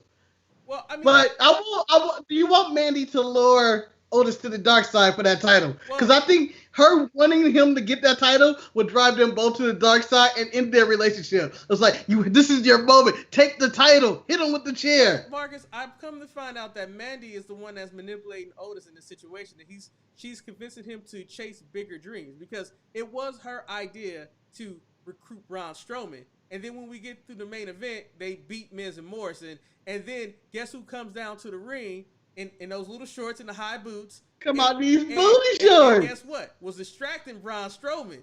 Was distracting the man. And then next thing you know, Otis looked like he was going to try to cash it in. Because Mandy's a businesswoman. She knows if he gets that gold around his waist, which won't fit around his waist, she gets more money from the pay window. Marcus, I'm right. I know, you're right. You're 100% right. I talked to the accountant of SmackDown that if you do have the belt and you win, you get more money. But the thing is about Mandy Rose. I think if Eric, this is my question. You're a married man. I am. You're currently in a relationship. If a man looked at Mandy the way Braun, if that was your wife walking down and Braun was looking at her like that, do you just kick his ass anyway? Because he looked like he had he looked like he was Mr. Steal Your Girl. Well, the problem is that did Braun have something that I was trying to take? Because I'm telling you, this was a perfectly laid plan out by Mandy and Otis to try to get the title off of him. So they were in cahoots with this situation. I mean, you got to do what you got to do. Marcus, that's what they teach you in the first 2 weeks of Villain University. Use distractible items to get what you need in life. I'm just saying. That's I wish I feel like it's feeling you. That whole course, like, what are your distractible items? This man has a blonde and booty shorts. Yes. That is his item, guys. You need to learn. You need to become a professor at Billy U, Eric. It almost worked in that situation, except that, unfortunately, for whatever reason, I think because Mandy needed to have a low-cut top also, just so she could really intoxicate Braun in this situation. The shorts was not enough because Braun, for the record, probably really not a big booty man. You know what I'm saying? So you're just like, hey, what's going on? And so that's when Otis weighs too much weight. Yeah, So when but Braun has a woman. He's eyeing Alexa Bliss. Remember, they're almost a thing. I just think we were. And yeah, they did do some backstage thing a couple of weeks ago as well, didn't they? Team Little Big, because she's trying to get the paycheck too, man. Just letting you know. She's got a belt already. More money, more problems, and she's trying to get those problems. Speaking to the payroll of WWE, the women's tag team titles are not that valuable at all. It turns out it's that you don't make that much more money. You make enough, but it's like, it's very middle of the road. You're like, oh, this is it. I'm a tag champion. You're a women's tag team champion. So Sorry. SmackDown also did something else. They announced that the stripping of Sami Zayn of the Intercontinental title. He's the first belt he ever won in WWE. Now he's being stripped because he's taking a safe approach and staying at home and not coming to work. So, of course, WWE announces a tournament. The biggest surprise of the tournament is that you have AJ Styles jumping from the Raw brand to the SmackDown brand, trying to claim the final title in his quest to become a Grand Slam champion of the You are misinterpreting that. He's using the Invitational. You get 4 jumps, okay? He's using all 4 of his jumps to try to win this tournament. Yeah, but Michael Cole said the IC title is the one title that's eluded him. Yes. But he hasn't won the Universal title. He hasn't won any of the tag titles. How is the IC title? He's been a tag team champion. He's been a tag team champion. With who? Jericho. Y2 AJ was a tag team champion for one night. No, they weren't. They were a tag team for one night. No, I think they got the title for one night. Make me fact check you. I'm fact checking right now. I'm okay. I'm comfortable with being wrong. I'm just saying. See, I'm going to ProWrestlingFandom.com. This is a lot of words to read, man. Like, don't they just have like a list of what he won? I'll just go to his wiki. That's where I'm at, Marcus. Oh. Just keep continuing. Why do I hear myself? So he's a 2-time WWE champion and a 3-time United States champion. Fantastic. That's it. Well, I don't even care anymore. But the first 2 matches took place. He's a TNA tag team champion. That's all that really matters. Elias defeated Baron Corbin, and then Daniel Bryan defeated Drew Gulak. Next week, we get Jeff Hardy going against Sheamus. Hardy. Next week's SmackDown is pretty stacked when it comes to television shows. So, I'm intrigued by that. So, we're not going to talk about Daniel Bryan, Drew Gulak? We did already. Yeah, it was a solid match. Yeah. We talked about it when we talked about Ritter. Right, you're right. Do you have something else that you want to add that you didn't add before? The Bayley, Sasha, Charlotte dynamic? I'm not talking about that. I was talking about what the... God damn it, Marcus. You brought up Gulak and Daniel Bryan, and you said we're not going to talk about that. And I asked I thought we were done with SmackDown. That's what I thought. I thought you were done. I will not...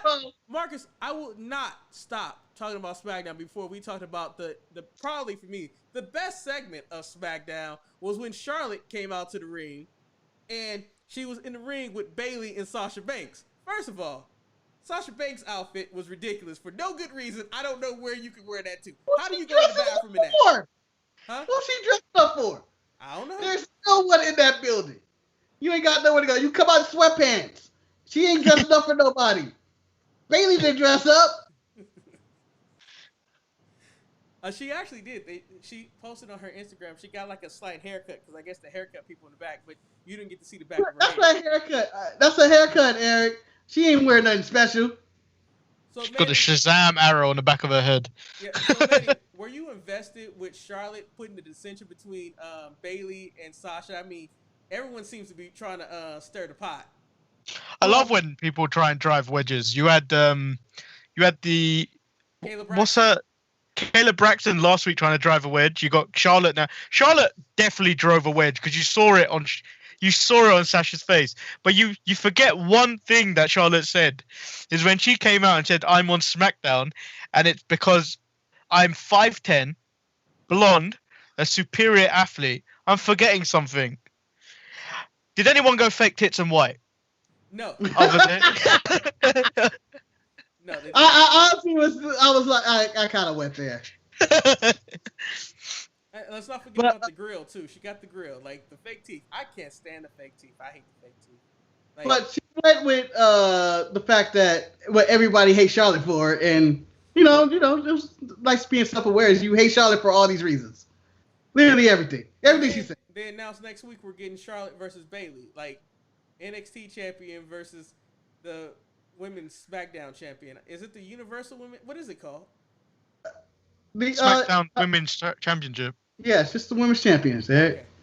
But what I'm upset if I'm Rhea Ripley and Io Shirai, who Rhea Ripley had words for Charlotte this week.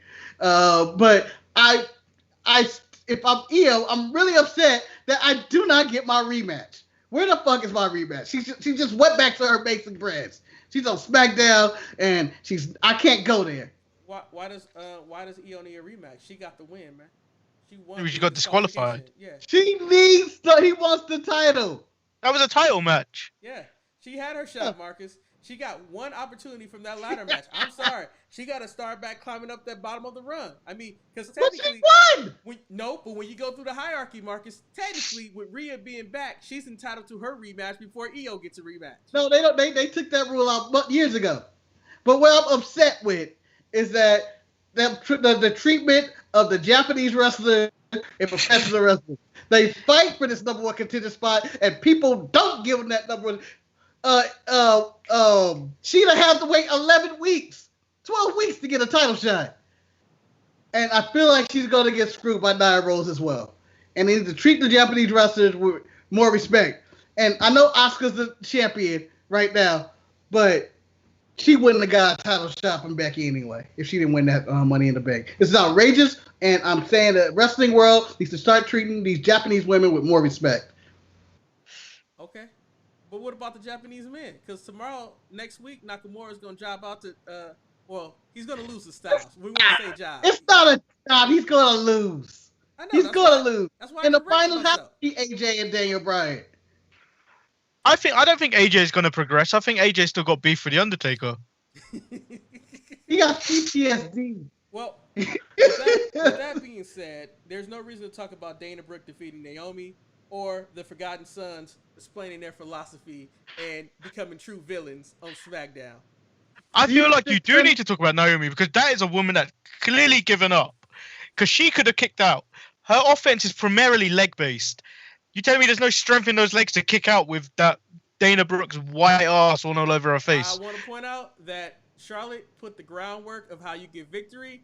Blonde, roughly around 5'10", fake boobs. That's why Dana Brooke got the win.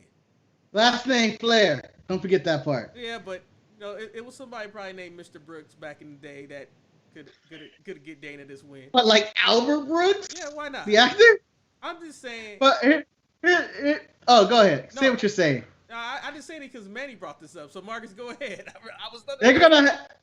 They're gonna turn Naomi heel because they're turning Sasha face, and they need somebody to fill the black heel spot. But Naomi is not even on Raw. This is SmackDown. Oh, Sasha's a SmackDown wrestler. What? Raw's nothing to do with any of this. I thought you said Asuka. So you think they're gonna turn? They can't. You young Japanese women, man. You obsessed. They can't turn Sasha face. Just Sasha will. What else is she gonna do when she turns on Bayley? Bayley ain't turning face. That doesn't make sense in this storyline. Bayley's turn to heel didn't make sense anyway. People are talking to Sasha, to stop being Charlotte's lapdog. And once she stopped that means Sasha turns face and she gets cheered. And you act like if Bayley and Sasha feud, Sasha's not going to be the one to get cheered no matter what. Maybe. Manny, you have anything to add before we move to the strongest show this week, in my opinion? No, let's move to Raw. So, Monday Night Raw took place, and I'm just going to say it right now. The reason why I think Monday Night Raw was so successful of being an entertaining show this week is that it had one thing that the other shows did not have. It had a very strong narrative. Coming into the show, it's just that it was Becky's pregnant. Becky relinquished her title. So the main show title was Becky is having a baby. and everything else fell in line after that. And I thought that was a very good thing that directed the show. Can I title Raw the Messiah and the Mom, or the Mom and the Messiah? Yeah, I mean, it could be that because like throughout the night, you had other things that happened, but it all involved with Becky announcing that she was pregnant. And I think, to me, the biggest MVP of the night of getting their character across as a badass was Shayna Baszler. I mean, if you want to say, like, when they asked her about the baby and she referred to the baby, that the man... You have a quote. Huh? You have the quote. I gotta read this directly. You gotta put your glass. You gotta go to the glasses. You gotta go to the glasses. I don't have well, she basically called Seth a piece of shit. Let me read the quote exactly. She added that 10 out of 10 women will claim becoming mothers didn't ruin their careers. She said Becky became the longest reigning Raw's champion, then threw it all away to have some miserable parasite. She said the man is going to be a fat style on the couch with bonbons. She said the kid will be a loser because of the dad. I rest my case. And, you know, I just want to point out, Shayna was savage, but she didn't end her night right then and there because she went after somebody else. But I'll let you guys speak on this. Becky being pregnant, Marcus, and Shayna letting the bitch know. I don't care. How do you feel? Well, who was more savage, Shayna or Jim Cornette, who was Jim Cornette Becky? went in. I don't even know what his issue is. Like, he took this personally. It sounds like he was just like, he can't have a baby. Or something. I don't know what happened here. He's like, cost $1 million. It's not like Seth is broke. It's not like she's broke. It's not like they really need this money. I was really perplexed about his comments. But he took Shayna's comments and turned that to like, oh, you're a poopy face. That's what Shayna was. And then Jim Cornette could say he'll promo as if he has a program coming up with Becky. It's like, I can make some money when she come back. But no. Shayna was an absolute savage this week, and I respect everything she said. She told her baby was going to be stupid and a failure, and that's mostly because of the damn dad. That he's going to be a deadbeat dad. Yeah, and a parasite. And I look forward to Seth being a deadbeat dad if they play it that way. With that being said, I really like the Becky revealing she had the moment, but it turned into the Money in the Bank match being more like the end of Willy Wonka and the Chocolate Factory to me, in which they didn't know they were playing to keep the whole mansion for themselves, and Asuka came out. She was like, what? I'm the champ? Oh, shit. I'm happy for that. But I thought her reaction was ridiculous. It was absolutely ridiculous. I don't know if anybody would accept the title that way and be like, what the fuck are you talking about, the champ? I'm glad she did it that way, to be honest. I would. But you've seen people been handed titles before, like when Triple H got handed the World Heavyweight title by Bischoff. He just took it like he was, I'm the champion. No, I want a full-fledged celebration like Asuka had. I feel like it was the wrong time. She should have did that in the back.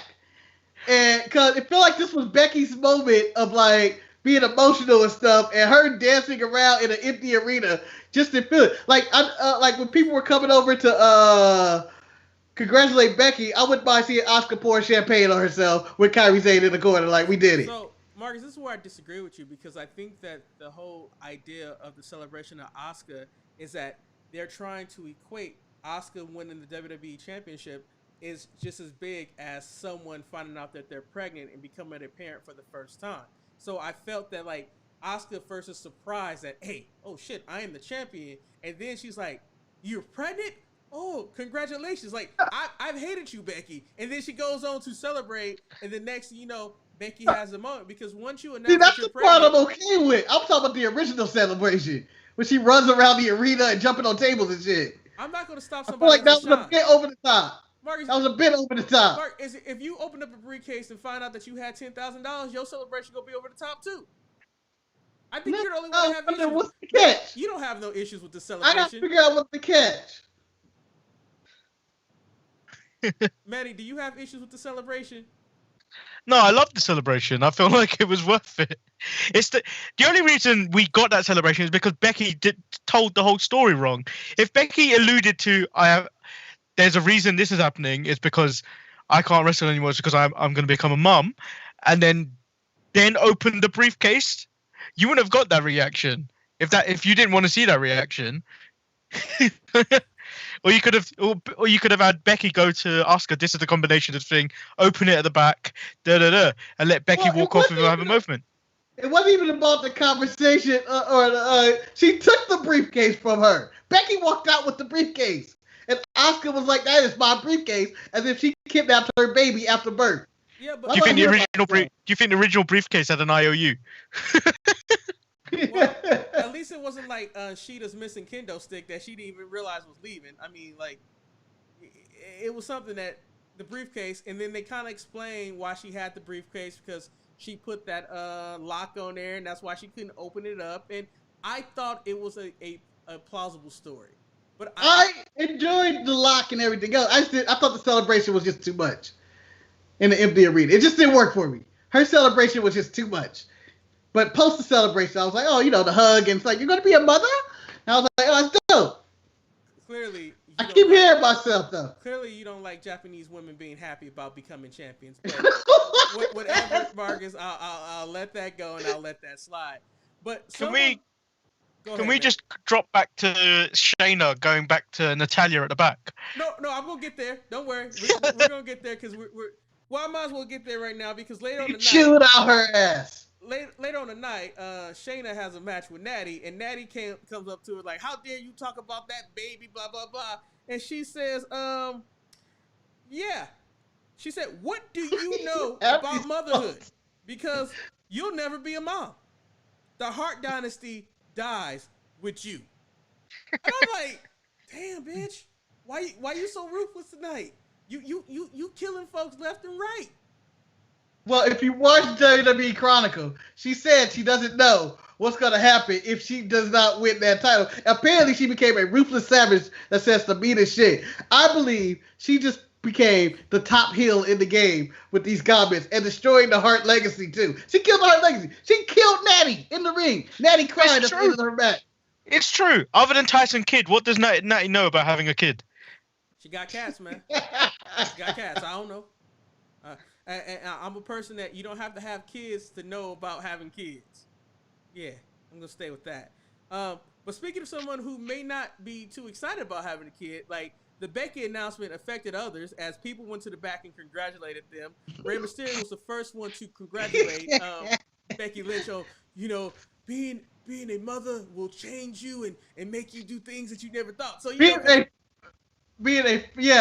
before you go further, Rey Mysterio explained how he didn't die at Money in the Bank.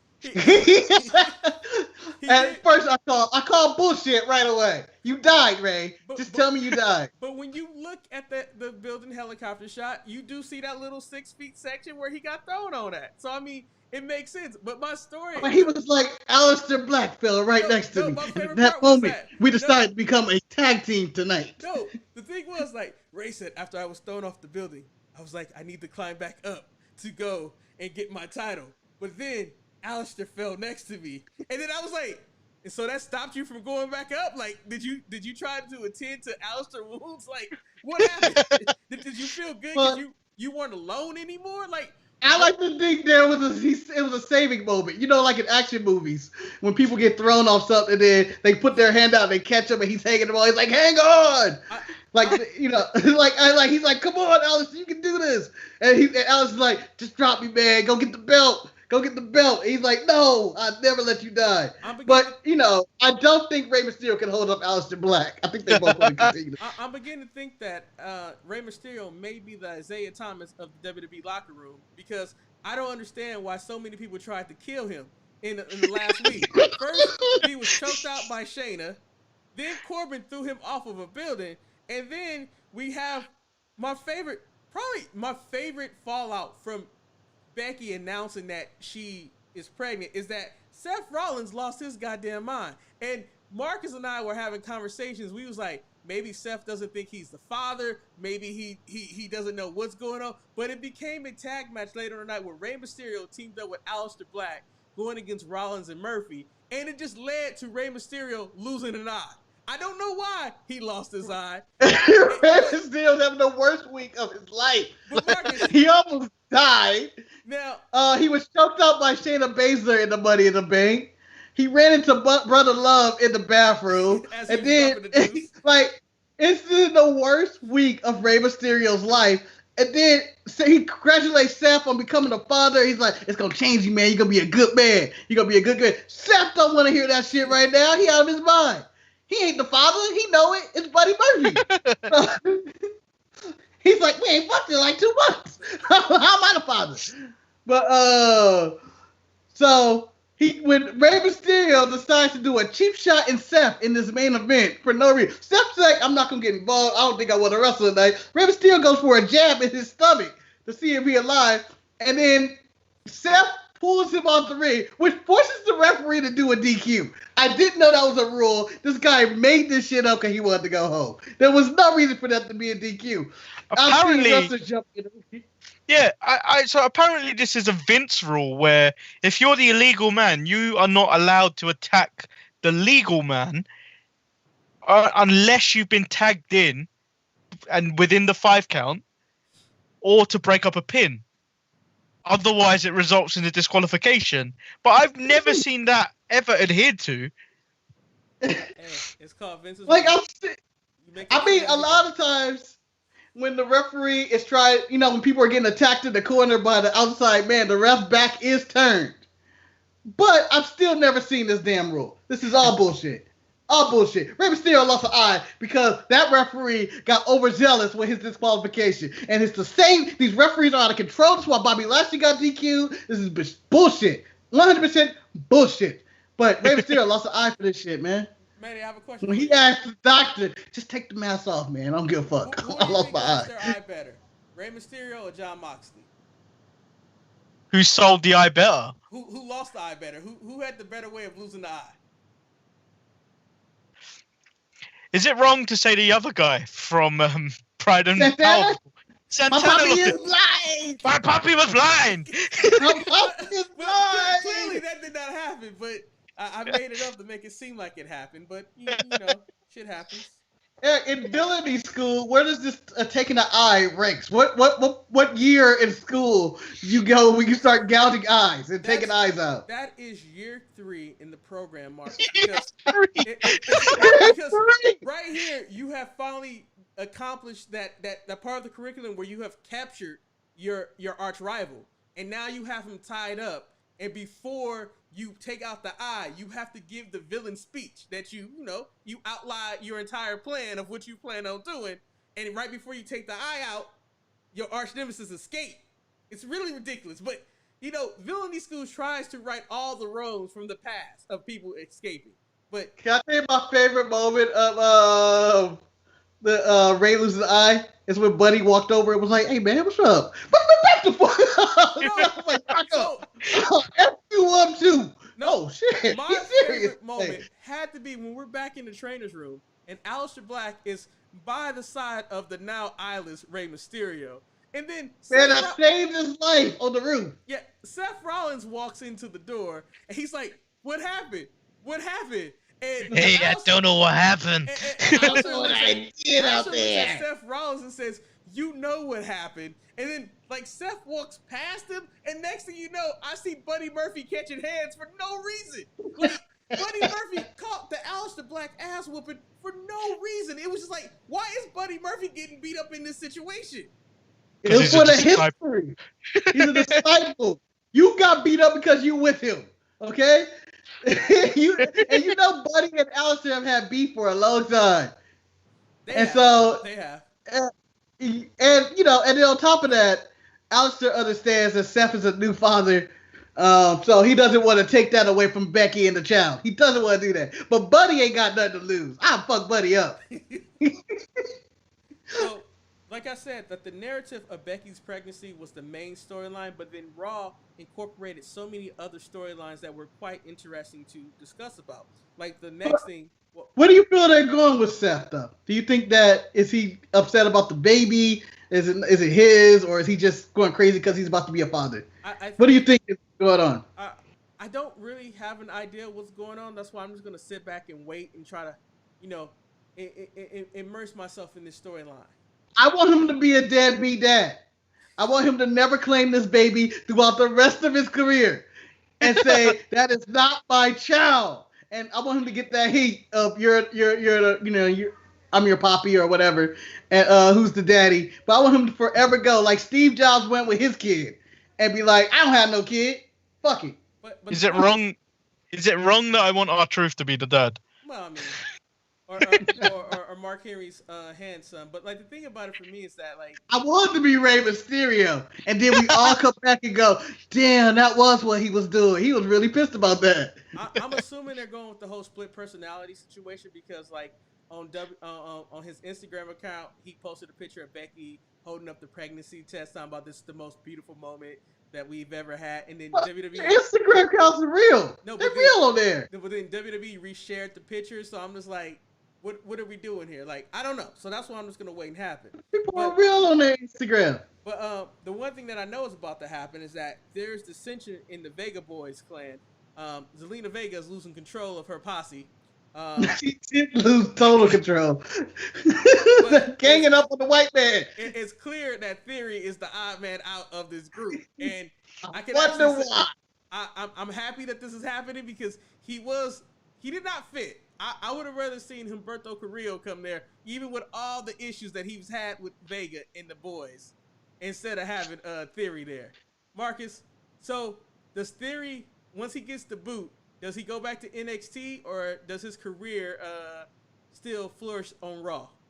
I think he needs to go back to NXT. He was only there as a substitute wrestler for Andrade or Garza. I forget which one.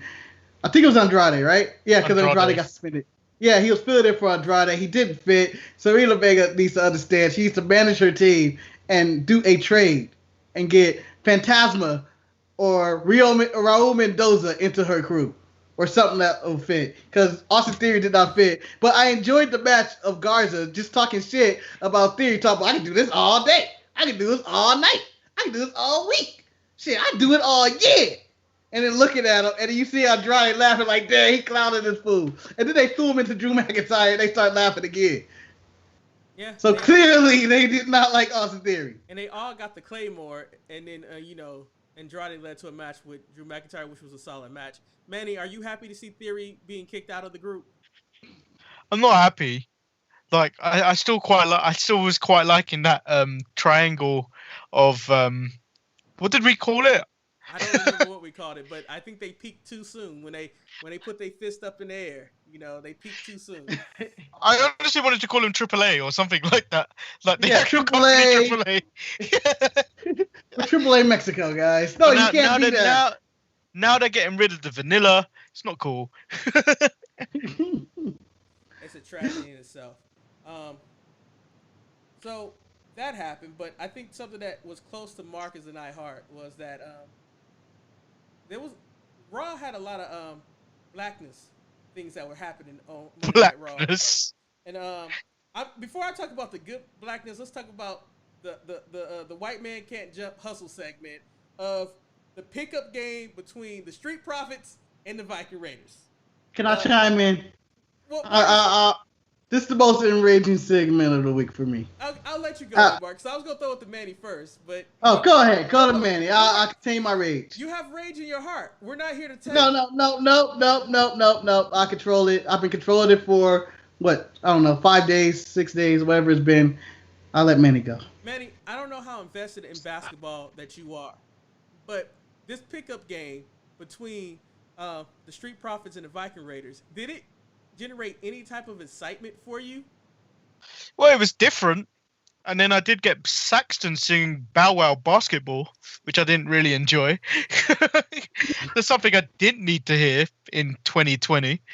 But the world's ending, so I assume I must have needed to hear it. And then it just, whose idea was to put this on?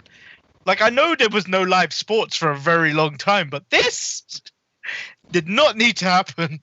I felt that it had potential, and it was fine, but I knew what was very dependent on this whole segment was actually how much could Montez Ford and Angelo Dawkins actually play ball. Like, could they ball?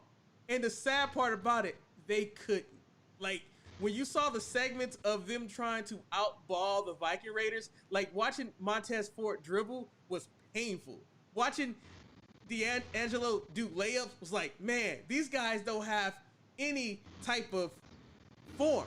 And then once the Viking Raiders showed that they had a hustle, and I saw Hanson's jump shot, I was like, Hanson looks like he got a jump shot. That was a pure jump shot to me. Marcus, you're squinting at me. Seems like your frustration look like you're about to be Stephen A. Marcus, go all Stephen A. on us right now. I don't know if I can pontificate how much I hated this segment. Oh, pontificate. Yeah. It is as a 9, as a 10, as a 12. Okay? So, the fact is, this is what I'm upset about. I was all down for this segment. I was 100% down. We hadn't had basketball in a long time. You know what? It was nice to see a ball go through a hoop. It was nice to see people dribble. And I was happy. I was really excited, okay? I mean, the only basketball I'm getting is from the Jordan Last Dance documentary, and that's 30 years old. And so when they said I was getting a 2-on-2 pickup game, I was like, let's see it. Let's watch the boys dribble. And they were selling that the Viking Raiders knew nothing about the game of basketball. And I was all for the segment. I was like, it's going to be a comedy segment. It's probably going to end in some fight or something. But that's how most pickup games end anyway. So I thought it was going to be one hard foul. So they get to the game, and lo and behold, the Viking Raiders are getting their ass beat. Absolutely destroyed. And I know you're talking bad about the Street Profits game, but Eric, I will implore you. That is every person on the court that is playing at the park right now. That's how we ball. That was it. Dawkins does a layup like I do a layup. We too big to actually get up there into it, so we kind of go up and it looks like an awkward underhand. So I wasn't upset with the basketball part. Everything came at the end. The enragement, the frustration of the Viking Warriors losing in the game and the check. It was all like, I was fine with that. But at the end of the day, when the Viking Raiders scored and the Street Profits celebrated that they won, that should have been the end of the segment. The extra footage was the worst extra footage I've ever seen in my life. Like, oh, we were hustling you guys. We can beat you guys at anything. We can actually play the game of basketball. I didn't believe it. It was absolutely stupid to come back to it after that. And then I thought they were going to come back to a fight. And that the Viking Raiders going to beat them in a fight. And it continued the storyline. But no, it was stupid. And I hated it. And I want to say it was racist. And yes, I'm playing the race card. I'm a black man in America. And that the white man had to see them beat those black guys in basketball, and I was upset, and I was demoralized, and I almost quit wrestling. I almost quit wrestling in basketball because of this segment. Almost quit. What were you, Leo Rush? Yeah, I'm Leo Ruff. Manny, since you brought up Leo Rush, I understand there's some type of I don't know what's going on, but I saw that he challenged Mark Henry to invite him on the podcast. Like, what type of shit is going on with Leo Rush? I don't know anything about that. I know he's selling this prototype of a mask where he looked like a bug, which he tried to pitch to Triple H, and Triple H said no. Other than that, that's all I know about what's going on with Leo Rush. Okay, then it's not that important. No, what's going on is they're having issues in which Mark Henry went to him. Because, Leo Rush had heat, and Mark Henry was in the back. It's like, hey, what's up with this heat going on with you? Maybe I could help. And Leo Rush kind of, like, blew him off and said, nah, and lied to him and said, nah, I ain't got no heat on me. And Mark Henry was like, why you got to lie to me about this? I know, I'm talking to people. And so they have this whole issue of where they disagree with a lot of stuff. And he's inviting them to his podcast. Mark Henry invited to his show. And they just want to argue. I believe it's just to sell stuff. Okay, that's always good. So, speaking of selling stuff, the best salesman in the game had also another part of another one of my favorite segments of Monday Night Raw. Mark Henry was counting his money. That was the real big issue. Sorry. I couldn't remember what it was. Mark Henry started counting his money. Because Leo Rush had no money, and he was like, I ain't got no money. Yeah, I cut you off. You gotta understand. Boom, Man. that's all I do. You have the controls. You can cut me off. You can hit the mute button anytime and go full screen. I didn't want to hit the mute button because I was working on a perfect segue that you destroyed again. But you can edit it out in post. You can edit out in post. No, I'm not, because that's a lot of work. So the Bobby Lashley MVP dynamic was by far my favorite dynamic of all the Monday Night Raw because if Manny, you may not understand this, but as a black man, MVP was the black man that will lead you to your downfall in life. So, you know, Bobby Lashley destroyed Humberto Carrillo to right a wrong, and then next thing you know, MVP's in the background, and he says, "You know what? I like what I saw. I want you to stay angry." He said that full Nelson impressed him, and he asked the question, "Why are you fighting Humberto Carrillo when we got outsiders fighting the champions next week? What's going on, Bobby? Who is handling your management?" And in so many ways, he said that white woman is holding him back. And then when he saw the said white woman, she just yelled. And I was like, oh shit, they planting seeds. I was like, I don't know what seeds that they're planting. Well, I don't even know if he blamed the white woman. I think he just blamed Bobby and everything that's going on in Bobby's life. Bobby's whole career went wrong. He asked, and he was trying to guide him the promised land. Marcus, he said, when is Lashley going to let Lashley out? And he said, I'll allow you to marinate on that. Any black man that tells you, I want you to marinate on something, you know they won't know good. Marcus, I need you to marinate on this. Well, the only thing that he did that, to me, it was the woke brother talking to the other brother, yes. Like, look what's going on around you, and he's like, why don't you use your head and think? When's the last time you had a title shot? 2007? Bobby, I was around then. I was in the same. You were in the same spot you were 13 years ago. You ain't no different, man. Use your head. And so, Manny, what made the segment even more funny, because Marcus called him woke brother, is that we later on go to the 6-man tag, and you have the blackest tag team of Ricochet, Cedric Alexander, and R-Truth going against. No, Pretty Ricky. Yeah, Pretty Ricky. Going against woke MVP, teaming up with his two white Australian friends, Shane Thorne and Reggie Z. And then, this match happens, but then Bobby Lashley comes out and wreak havoc, and R-Truth, and next thing you know, MVP was like, well, I got me a new meal ticket. F you white boys. I'm going to make some money with Bobby Lashley. Did you understand that dynamic, Manny? Because I know I did, and I enjoyed every second of it. I feel like everyone knows, like, you look at the physique of Bobby Lashley, you think meal ticket. And obviously, MVP needs money. That's a meal ticket. He's really representing that, yeah. So, I believe they need they're forming this group, and it's the best for Bobby Lashley's career. It's the best for MVP's career, and I think they need one more to reform the Beatdown Clan. And I know they're not going to bring in Low-Key for that 1 million time at any company, so he can quit on you again. But I think that if you add Denzel, Desjardins, here we go, to their group, you got a team. It doesn't always have to be a black guy, Marcus. They can find somebody else that he can. Brandon Vink, then. You want Brandon Vink? You can have your Brandon Vink. I really don't want Brandon Vink, but whatever. So we only have 2 more things to talk about on Monday Night Raw. We're already 7 minutes over my allotted 2-hour time, but whatever. We're having a great time. Villain University really took over a lot of time in this.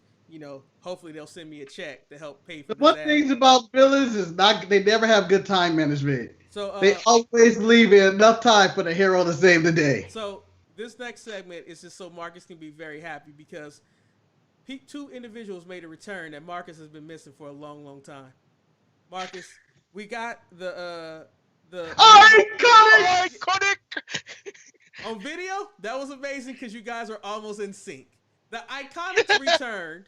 They fought Cross and Bliss, and goddammit, I will say that I don't know if the time off did the Iconics some well, but they looked really good in the ring. And I was like, look terrible. Maybe I just hate Bliss and Cross being together. I don't know, but I was very happy with their match with each other. Gotta be joking me, right? Go ahead, Marcus. You gotta be joking me. Gotta be joking me, right? But Raw's being taken over by every Australian they can find, and it's amazing. You have Buddy Murphy, you got Brandon Fink, Shane Thorne, and now the Iconics are back. Then Aussies need to all team up together and call themselves the Aussies and kill everybody. Or how about the Down Under Clan? No? Okay. Cricket? No. Okay. No. But I'm glad they're back, and I hope they take the tag team titles to get a real tag team, women's tag team together, and enough of this Bliss Cross applesauce shit. Marcus, the thing is, Bliss and Cross is a real tag team, Marcus, because Alexa can't be by herself. Since when? Since when? Since she hasn't turned on Cross, right, Manny? They're a real tag team, right? I don't like Cross. I really don't like her. And I feel like at some point she's going to lose her name anyway because you've got Karrion Cross in the company now. Well, his is with a K. Different crosses. You know, it's very rare when you have two people with the same last name. Just spelled differently. Well, I guess we'll just come to the main event on Monday Night Raw, which I think was probably the best main event ever. And that was just Edge and Randy Orton talking. And when you get down to I was trying to think if there was another match. I was like, I don't remember this. When you talk about the meat and potatoes of a petty feud, that is what you bring up with Edge and Randy Orton. Edge comes down to the ring. He says some words. Randy Orton comes down to the ring. He says, you know what, Edge, you are a better man than me. And we can all agree that Randy Orton is correct. Edge is a better man than Randy Orton could ever be. But then Randy Orton takes it to another level. He says, I am the better wrestler. He hit him with that. I mean, yes, Edge won the match, but he didn't win a wrestling match. He won a street fight. So, if you're a man, Edge, go ahead, Manny. I think you're missing the other line. It's like you may have smashed my head between two chairs, but it didn't take me 9 years to come back. It was some shit like it was a bunch of major shit, and then he challenges him to the worst thing that you can ever challenge anybody to in a professional wrestling environment, and that is a professional wrestling match. Dang, in the ropes. In the ropes, man. I mean, like, these are people are gonna follow the rules. You can't have Aubrey from AEW referee this match because you need to follow the rules to the T. Marcus, were you happy with this petty shit of Randy Orton just saying, I'm a better wrestler? One, you can clearly see that he went to ability school because the whole "you the better man" and he walked away. Rule number one in ability school: you make your the hero think he's won, but you always have that trump card. You tell him, Edge, you can't wrestle. You had to pull all the tricks out, and I thought it was really good. The part that I thought was interesting was the magically appearing Chuck, who I didn't know came out of left field and just said, gentlemen, this match happens. Might be the greatest wrestling match I've ever seen. And I go, where did you come from with that, Chuck? He didn't even accept the match. Edge didn't want none of that. So I'm looking forward to a wrestling match. And I have a new theory on this, but I'll let Manny talk. No, I just think that it was a great promo. But then, because Edge didn't say anything, it felt like it was left to Chuck to fill in the awkward silence. So, like, Chuck didn't even need to say any of that stuff. But then it's because Edge decided to, like, leave an awkward silence of, like, maybe he is the best. Maybe he is a better wrestler than I am. Chuck thought we were off the air. How many people get challenged to a wrestling match in pro wrestling, though? No one gets challenged to a wrestling. It's like, when you get challenged, it's always like, no holds barred. Falls Count Anywhere match. When someone challenges you, it's because like wrestling matches just happen. You show up, hey, you have this match. But no one never says, you know what, grand finale? I'm going to wrestle you today. I want to wrestle you. No one says that. Sounds awkward. I'm going to wrestle you to the ground. Okay. They said they want to fight. But the number one thing about this is that I saw a trend in WWE programming this week. And it was odd for me. They were using the term wrestling a lot. In the Daniel Bryan promo, he was talking about, I want to make the Intercontinental title prove that I'm the best wrestler in the world. And then you got Edge and Orton talking about, we're going to have a wrestling match on a wrestling show. And then you have these two matches of, you have the match with Riddle and Thatcher. I felt like the WWE might be getting back into the wrestling business. Well, like I said, they really benefited from having a strong narrative, and they just had to book around the show. Like this is what we want to talk about on the show. Becky's pregnant.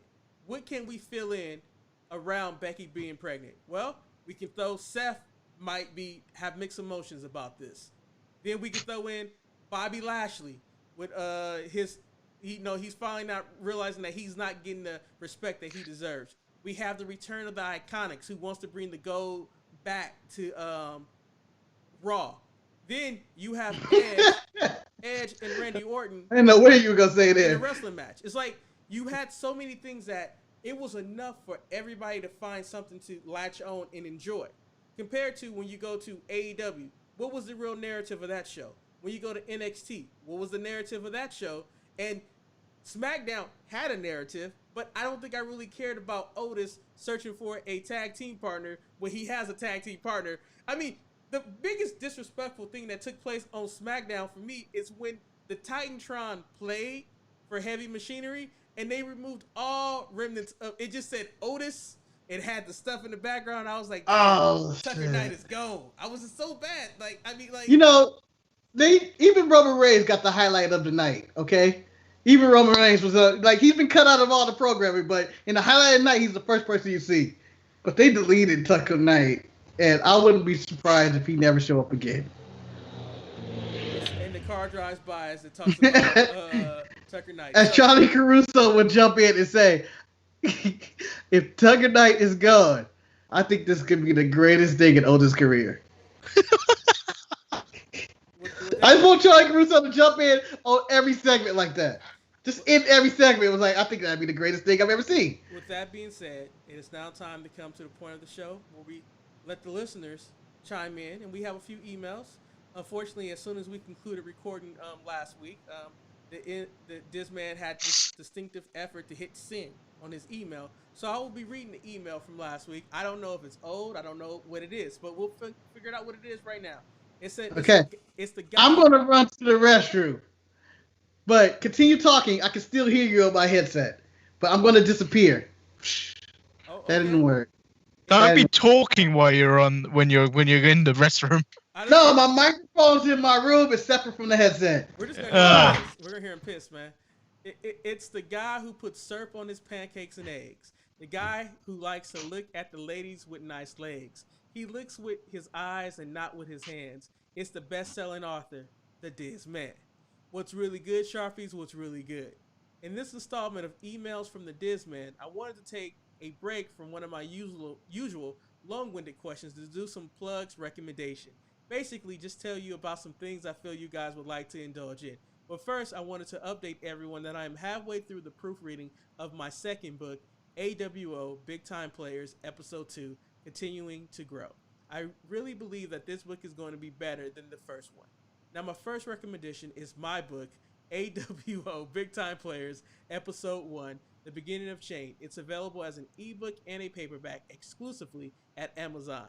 Also, I wanted to recommend that you get some AWO merchandise from chaoticstyler.redbubble.com. Also, there's another book I want to recommend that I had nothing to do with. It's called Headlock of Destiny by Samuel Gately. And it's a blend of fantasy and wrestling. I haven't finished it yet, but so far it's really good. Finally, you guys should check out the latest episode of Talk is Jericho, which featured the team formerly known as The Revival. The guys talk about their problems with WWE. They didn't bash the company, but it's proof that money can't buy happiness. I do have a fun question, and I have no idea why it popped into my head. Which of these three do you guys think is the biggest... Oh, wow. Which of these three do you guys think is the biggest freak? Asuka, Tamina, or Nia Jax, and why? Me personally, I think Nia is easily to persuade to do whatever, but Asuka and Tamina are going to take some work. Now, once they get there, it's all over but the shouting. However, I think Asuka can be clingy. Like, if you take her there and you don't call, she'll call you. If you don't call Tamina, she'll find you. Anyway, Sharpies, I'm going to go. You guys take care. Remember, keep walking through the storm because the rainbow is on the other side. Signed, the Disman. So, Manny, since you listened to my whole reading, I listened to the whole reading. I know, but you weren't in the picture. Manny, who do you think is the biggest freak out of Asuka, Tamina, and Nia Jax? I don't know why this is even a question. I'm going to go Becky.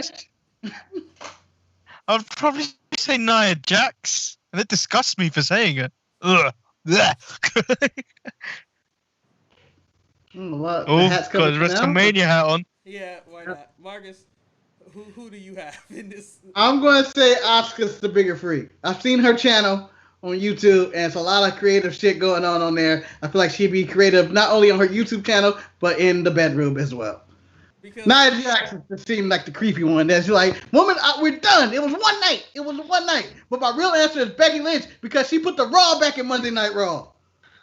no, that was Seth Rollins who put the Raw back in. Man. I'm just saying. That was awful. Yeah, I know. I mean, he burned it down. Shit. Oh, I just love. I forgot someone had posted something that had Seth Rollins talking about this man don't protect anybody or something. It's how he ruined a lot of good stuff. I thought it was hilarious. Yeah. It's he fucked another person out of a title. Yeah, something like that. No, I saw Seth Rollins isn't.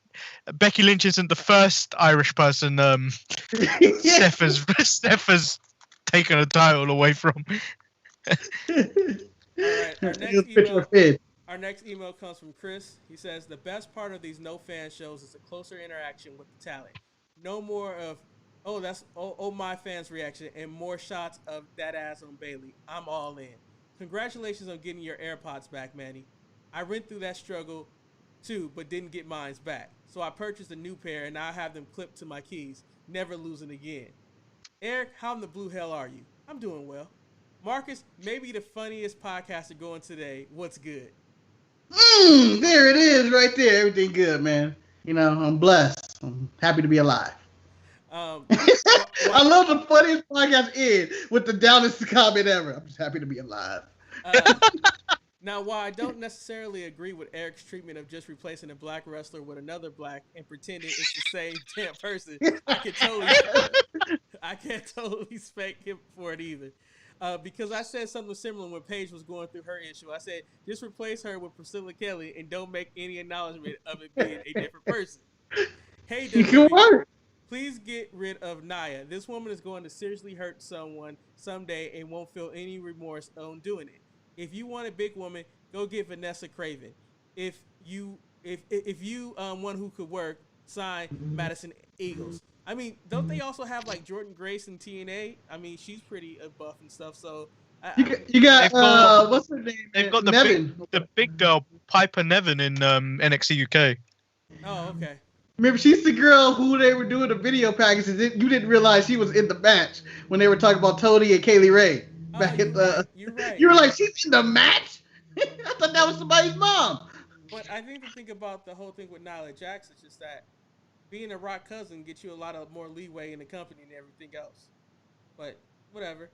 He says he enjoyed his 2-week sabbatical. Then the crazy happened. On my Lyft ride back, the ride from hell, they really should have to pass some kind of mental test before they be allowed to do this service. Out of the blue, she starts going on this COVID rant and telling me if it's a conspiracy formed by the government, doctors, nurses, and the police.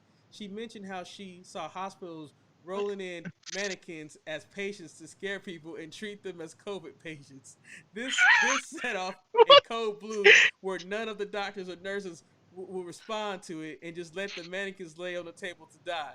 Then she asked me if I've been tested yet. I told her no. She tells me to never get tested because they are sticking probes into the patient's noses and leaving them in like Total Recall. So later on, they can program you to mill yourself or to kill others. Then there's no trace of the COVID. Do you have any idea how hard to keep a straight face as this woman ranted? Then she informs me that we shouldn't be using toilet paper because the government is using it as a means to kill us. But if we must use it, then we should limit ourselves to 3 to 4 uses a week. Finally, a few minutes later, my ride was over and I made it home safe. Jeez, I swear I'm a magnet for crazy folk. Y'all take care, and until next time, I remain hungry than the mug. P.S. Eric, you probably shouldn't mention people's last name in case their employer happens to listen to the show. I'm sorry about that. But, whose last name you bring up? I don't know. The only person that talks about work in emails is him, isn't it? Yeah, I think that was more so protecting himself. Did you mention his name? I don't know. You know, I talk a lot. He always says Chris Royal. He never says Chris. Oh, and then Mark just mentioned it now. I was talking about. Just want to point that out. Well, don't sign it. My recommended. I don't have access to any of the email. I probably do, but I don't look at them. You But do what have I'm trying to access. I know, but I don't look at them. That's what I'm saying. But don't put your last name in the email. Eric just reads what he sees. He just reads off the teleprompter. I really want Chris to have his own blog or something, an outlet of every time he deals with a crazy, because it just seems incredible that these people even exist. I mean, like, but these people. This is where I wish Chris was on the show, because, like, if the lady says that you're only supposed to wipe your ass 3 to 4 times a week, did she smell like shit? That's my question, because if it was a toilet paper conspiracy, she's not wiping her ass either, right? I also need Chris to engage these people. I need to know more. You can't just be listening to this shit. I need you to fully engage so we know full story what's going on. He's taking notes. But let me get back to you on this question, Mr. Lyft driver. Give me the details of what you do to wipe your ass. Oh, you have a bidet. Okay. But you don't use it. Oh, okay. Because the water is toxic and it controls your mind as well. Like, all that shit is batshit crazy. But there's all these YouTube conspiracy channels about the COVID and these fake websites. Man, people be reposting some nonsense. And I'm going like, man, it's some bullshit. So it's also the people talking about how 5G is responsible for coronavirus. I'm just like, shut up. You have no proof. I just, like, COVID-19 is one thing. Once again, you told me to stay in the house. I don't care. I don't want to get sick. But I'm more concerned about the killer hornets. I mean, murder hornets is very, like, The murder hornets. I feel like murder hornets might be another course in Billing University. It's like, this is how you put murder hornets on everybody. Like, I'm just saying, murder hornets sound like a really good tag team name. We had the killer bees, but now we got the murder hornets. Do the murder hornets come with their own little red dreadlock? No, but they look dope. The murder hornets look dope. I like the eyes. It looks like they're wearing sunglasses, and most of the time, it looks like they're ready to smoke a pipe. Yeah, but the death of the murder hornets is crazy. That's how the bees kill murder hornets. They just swarm them until the murder hornets melt of heat and die.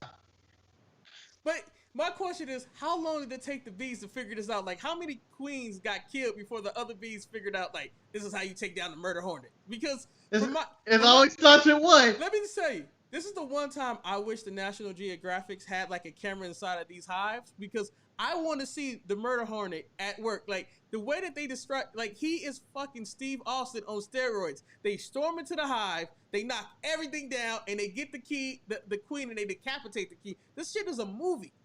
It's the murder hog. But I do have they wreck shit, and then they rape Brandy Rose.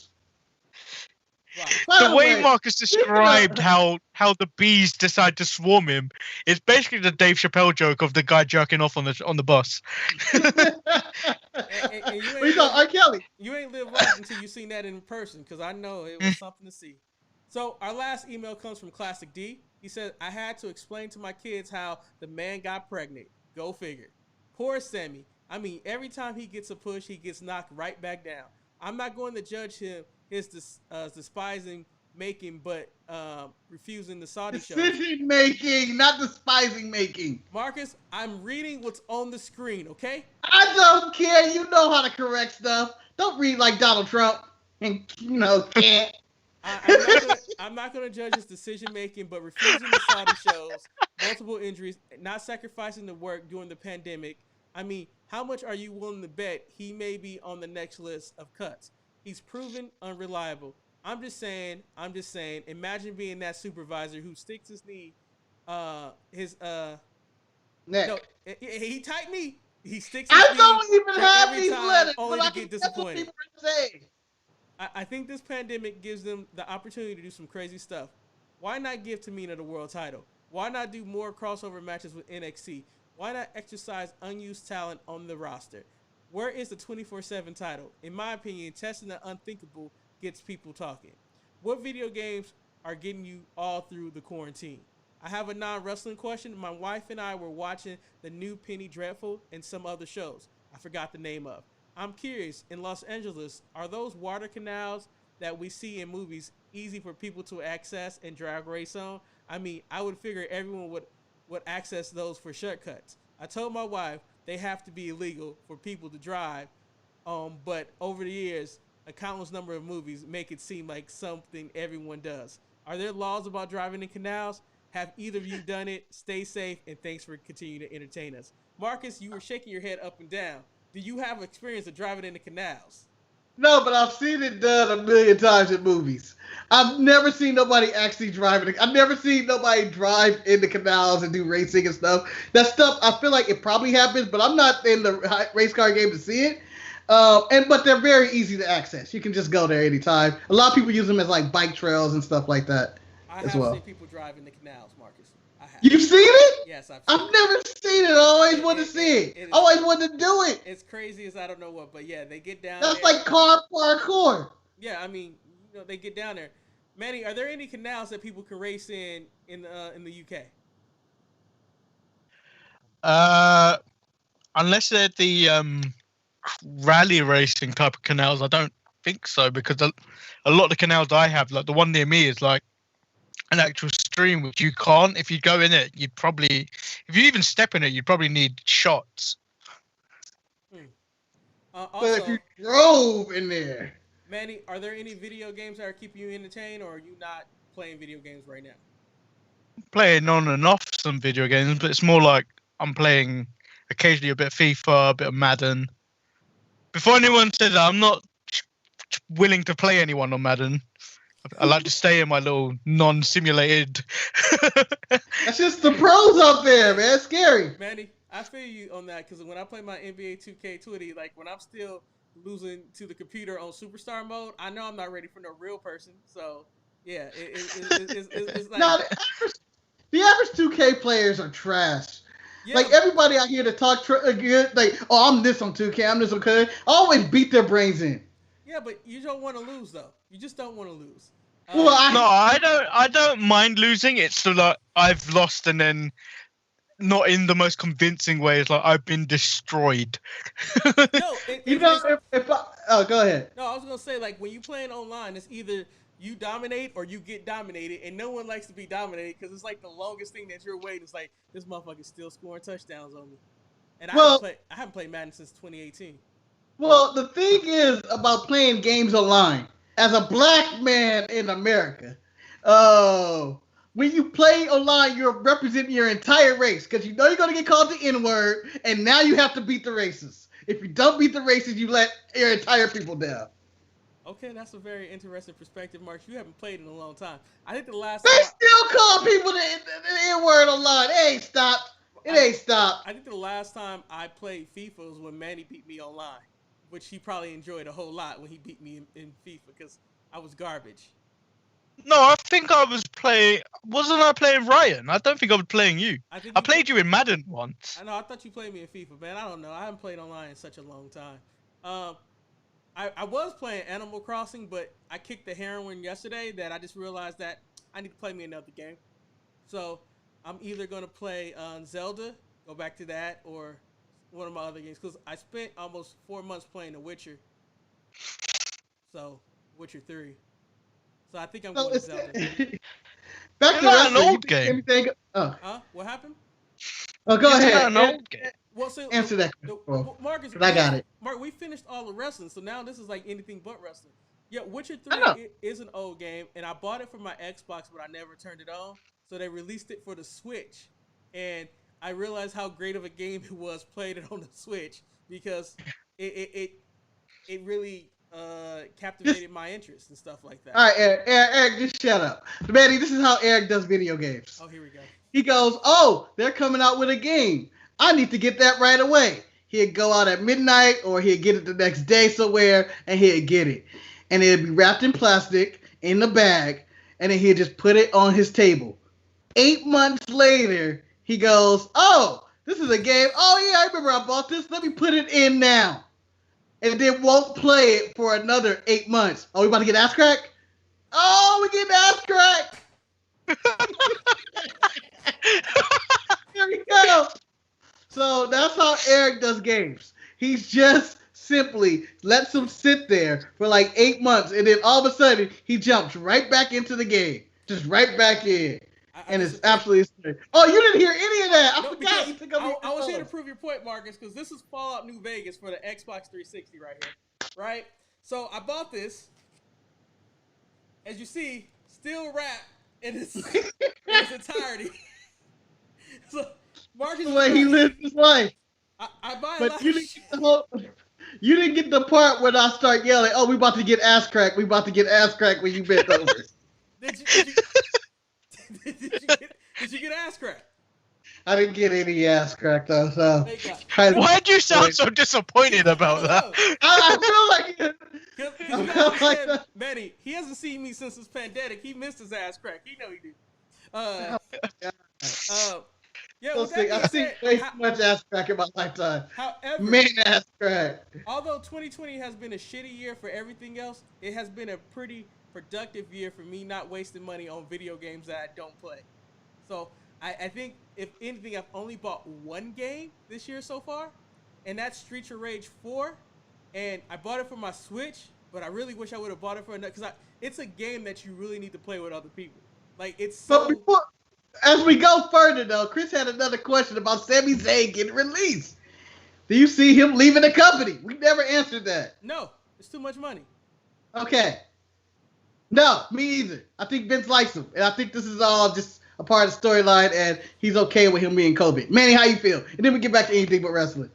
I definitely think Vince likes him. I think it's just a matter of situation. I think Vince wants the title on TV, and if Sammy's going to be safe, and all credit to Sammy being safe, his health comes first. Yeah.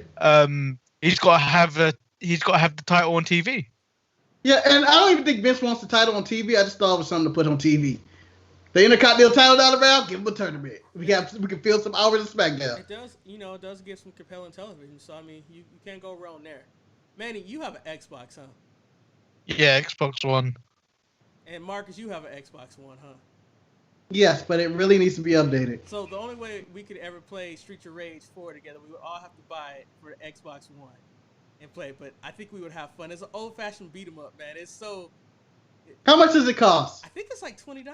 Let me go find out. Oh my God! We're in a pandemic, man. $20. It's the man that splurged on a new webcam and microphone. You know, every now and then I like to spoil myself. Okay, I like to spoil myself just a little bit. Treat yourself. Yeah. And this is all paid for by the government and my unemployment. Thank you very much. And I hope we get another stimulus check. Give me $1,200. Come on, Senate. Pass that bill. It's $24.99. Shit, you should buy me the game. You got more money than I do. I do. Are you going to get your backyard done? We're not going to talk about the backyard. Oh, shit. You getting it done. You spending that money. Ain't no way. I got 90 days to figure out how to get it done. If I'm going to get it done. But we're going to get other estimates, man. You want to shoot digital craps? I wonder what people who, always shot craps on the corner are doing right now. They having Zoom crap games. It's like, I'll pay. Yesterday, my friends, or was it Thursday, my friends and I, we played Categories over Zoom. Yeah? Yeah, that was fun, because... And I forgot what Categories is. Is that the word? Categories is actually a fun game. I'm picking it up from Walmart today because Shantae's become addicted to it. So what it is, like, you have a list, right? And then you roll the dice, and then you have an amount of time to answer the questions on your list with words that start with the letters that was rolled on the dice. It's a very intriguing game. It makes you think. It's as you get older, you appreciate it. But when you're young, you're like, I don't want to play this shit. Give me some shoots and ladders. I ain't never played shoots and ladders, though. But you know what I mean. Or connect. The ladders are the best part of the game. The shoots aren't that fun. You know what game I can't stand? I can't stand Sorry. I hate Sorry. Candyland. I've never played Candyland, so I don't know. Candyland is bullshit. Manny, do you have any games you play? Board games? I did quite like Monopoly, and then I also like Life. Even though Life dumped 4 kids on you without any difference of the funness that you had. I do enjoy Monopoly. I actually have Monopoly for my Xbox One. Like, I like playing Monopoly. I don't know if we had our Monopoly discussion on the show. Eric, how do you like to play Monopoly? I like to be ruthless. I like to buy. No. Fuck all the ruthlessness. Oh. Just answer the question. Do you like playing with the rules that are custom, or do you like playing with the rules that they give you? I like playing with a few customizations, but I'm okay with the foundation of the rules. But like the one thing that I customize is that the property is not auctioned when someone lands on it. Like, I feel like you have to land on the property to buy the property.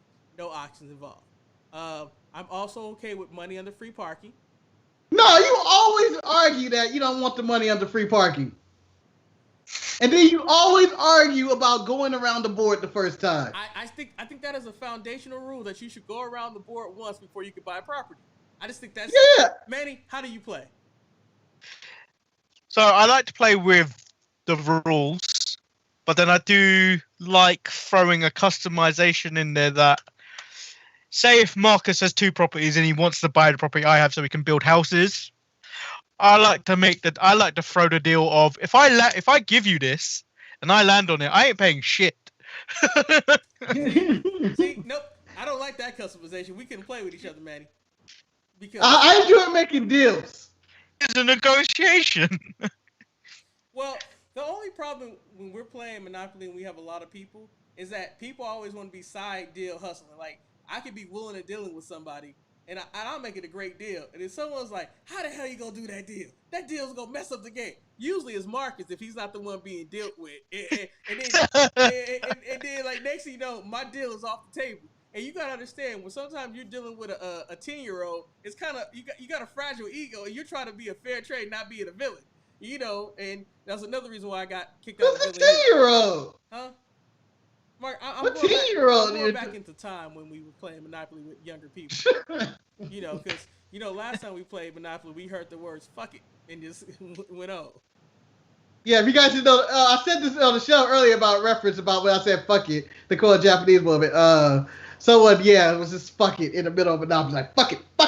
And it was just, to me, it was the funniest thing ever. It was so funny. Because her English isn't the best, and it was out of nowhere, and everybody was like, oh shit, I've never heard her cuss before. But Monopoly got serious, man. When Monopoly got too real. But the thing was, no one actually cared about what happened. It's just 2 people were going at it. Marcus, people cared.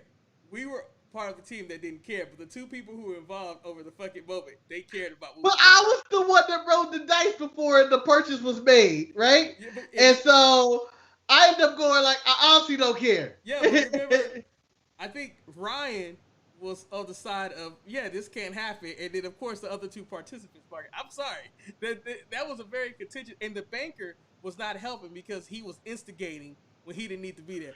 Man, it was almost a fight over Monopoly. It was serious, man. It's real. That's why, growing up black, we've had fights at our house over domino games because people were cheating. What was that dude that kicked cards? Well, it was one of them, Mark, but he was kicking it by the tree. The rest of the whole engagement, because he was so mad. Ernest. Yeah. Ernest. Smoking a cigarette, drunk as fuck, pissed off. Now I ain't talking to nobody else. I mean, I just like getting to the stage. I just like getting to the stage of Monopoly where someone has to flip the table or flip the board.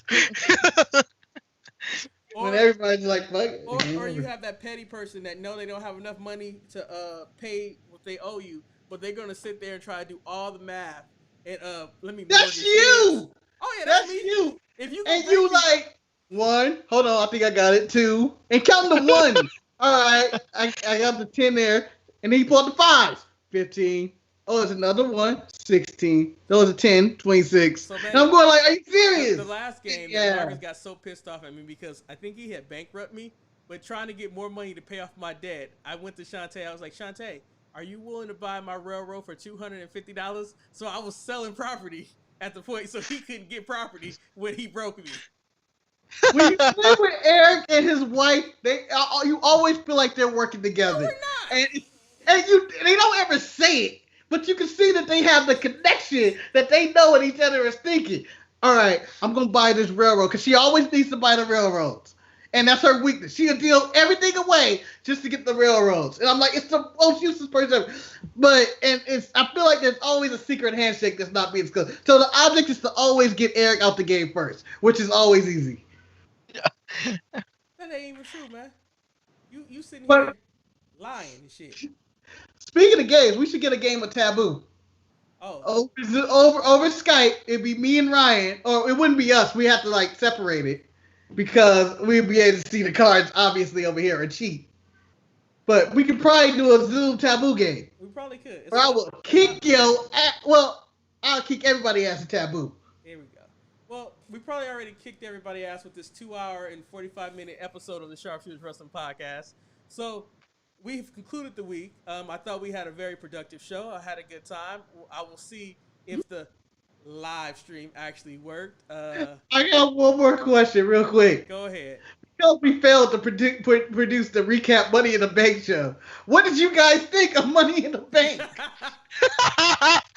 No, that magic is gone. The magic is gone. Marcus, to quote you, it already happened, baby. I'm not going to live in the past anymore. I'm not. Manny, I don't know if we asked you this question. They do this versus thing. I don't know if you listen to hip hop or whatever, but do you think who you got, Ludacris or Nelly tonight in the versus over who has the best tracks?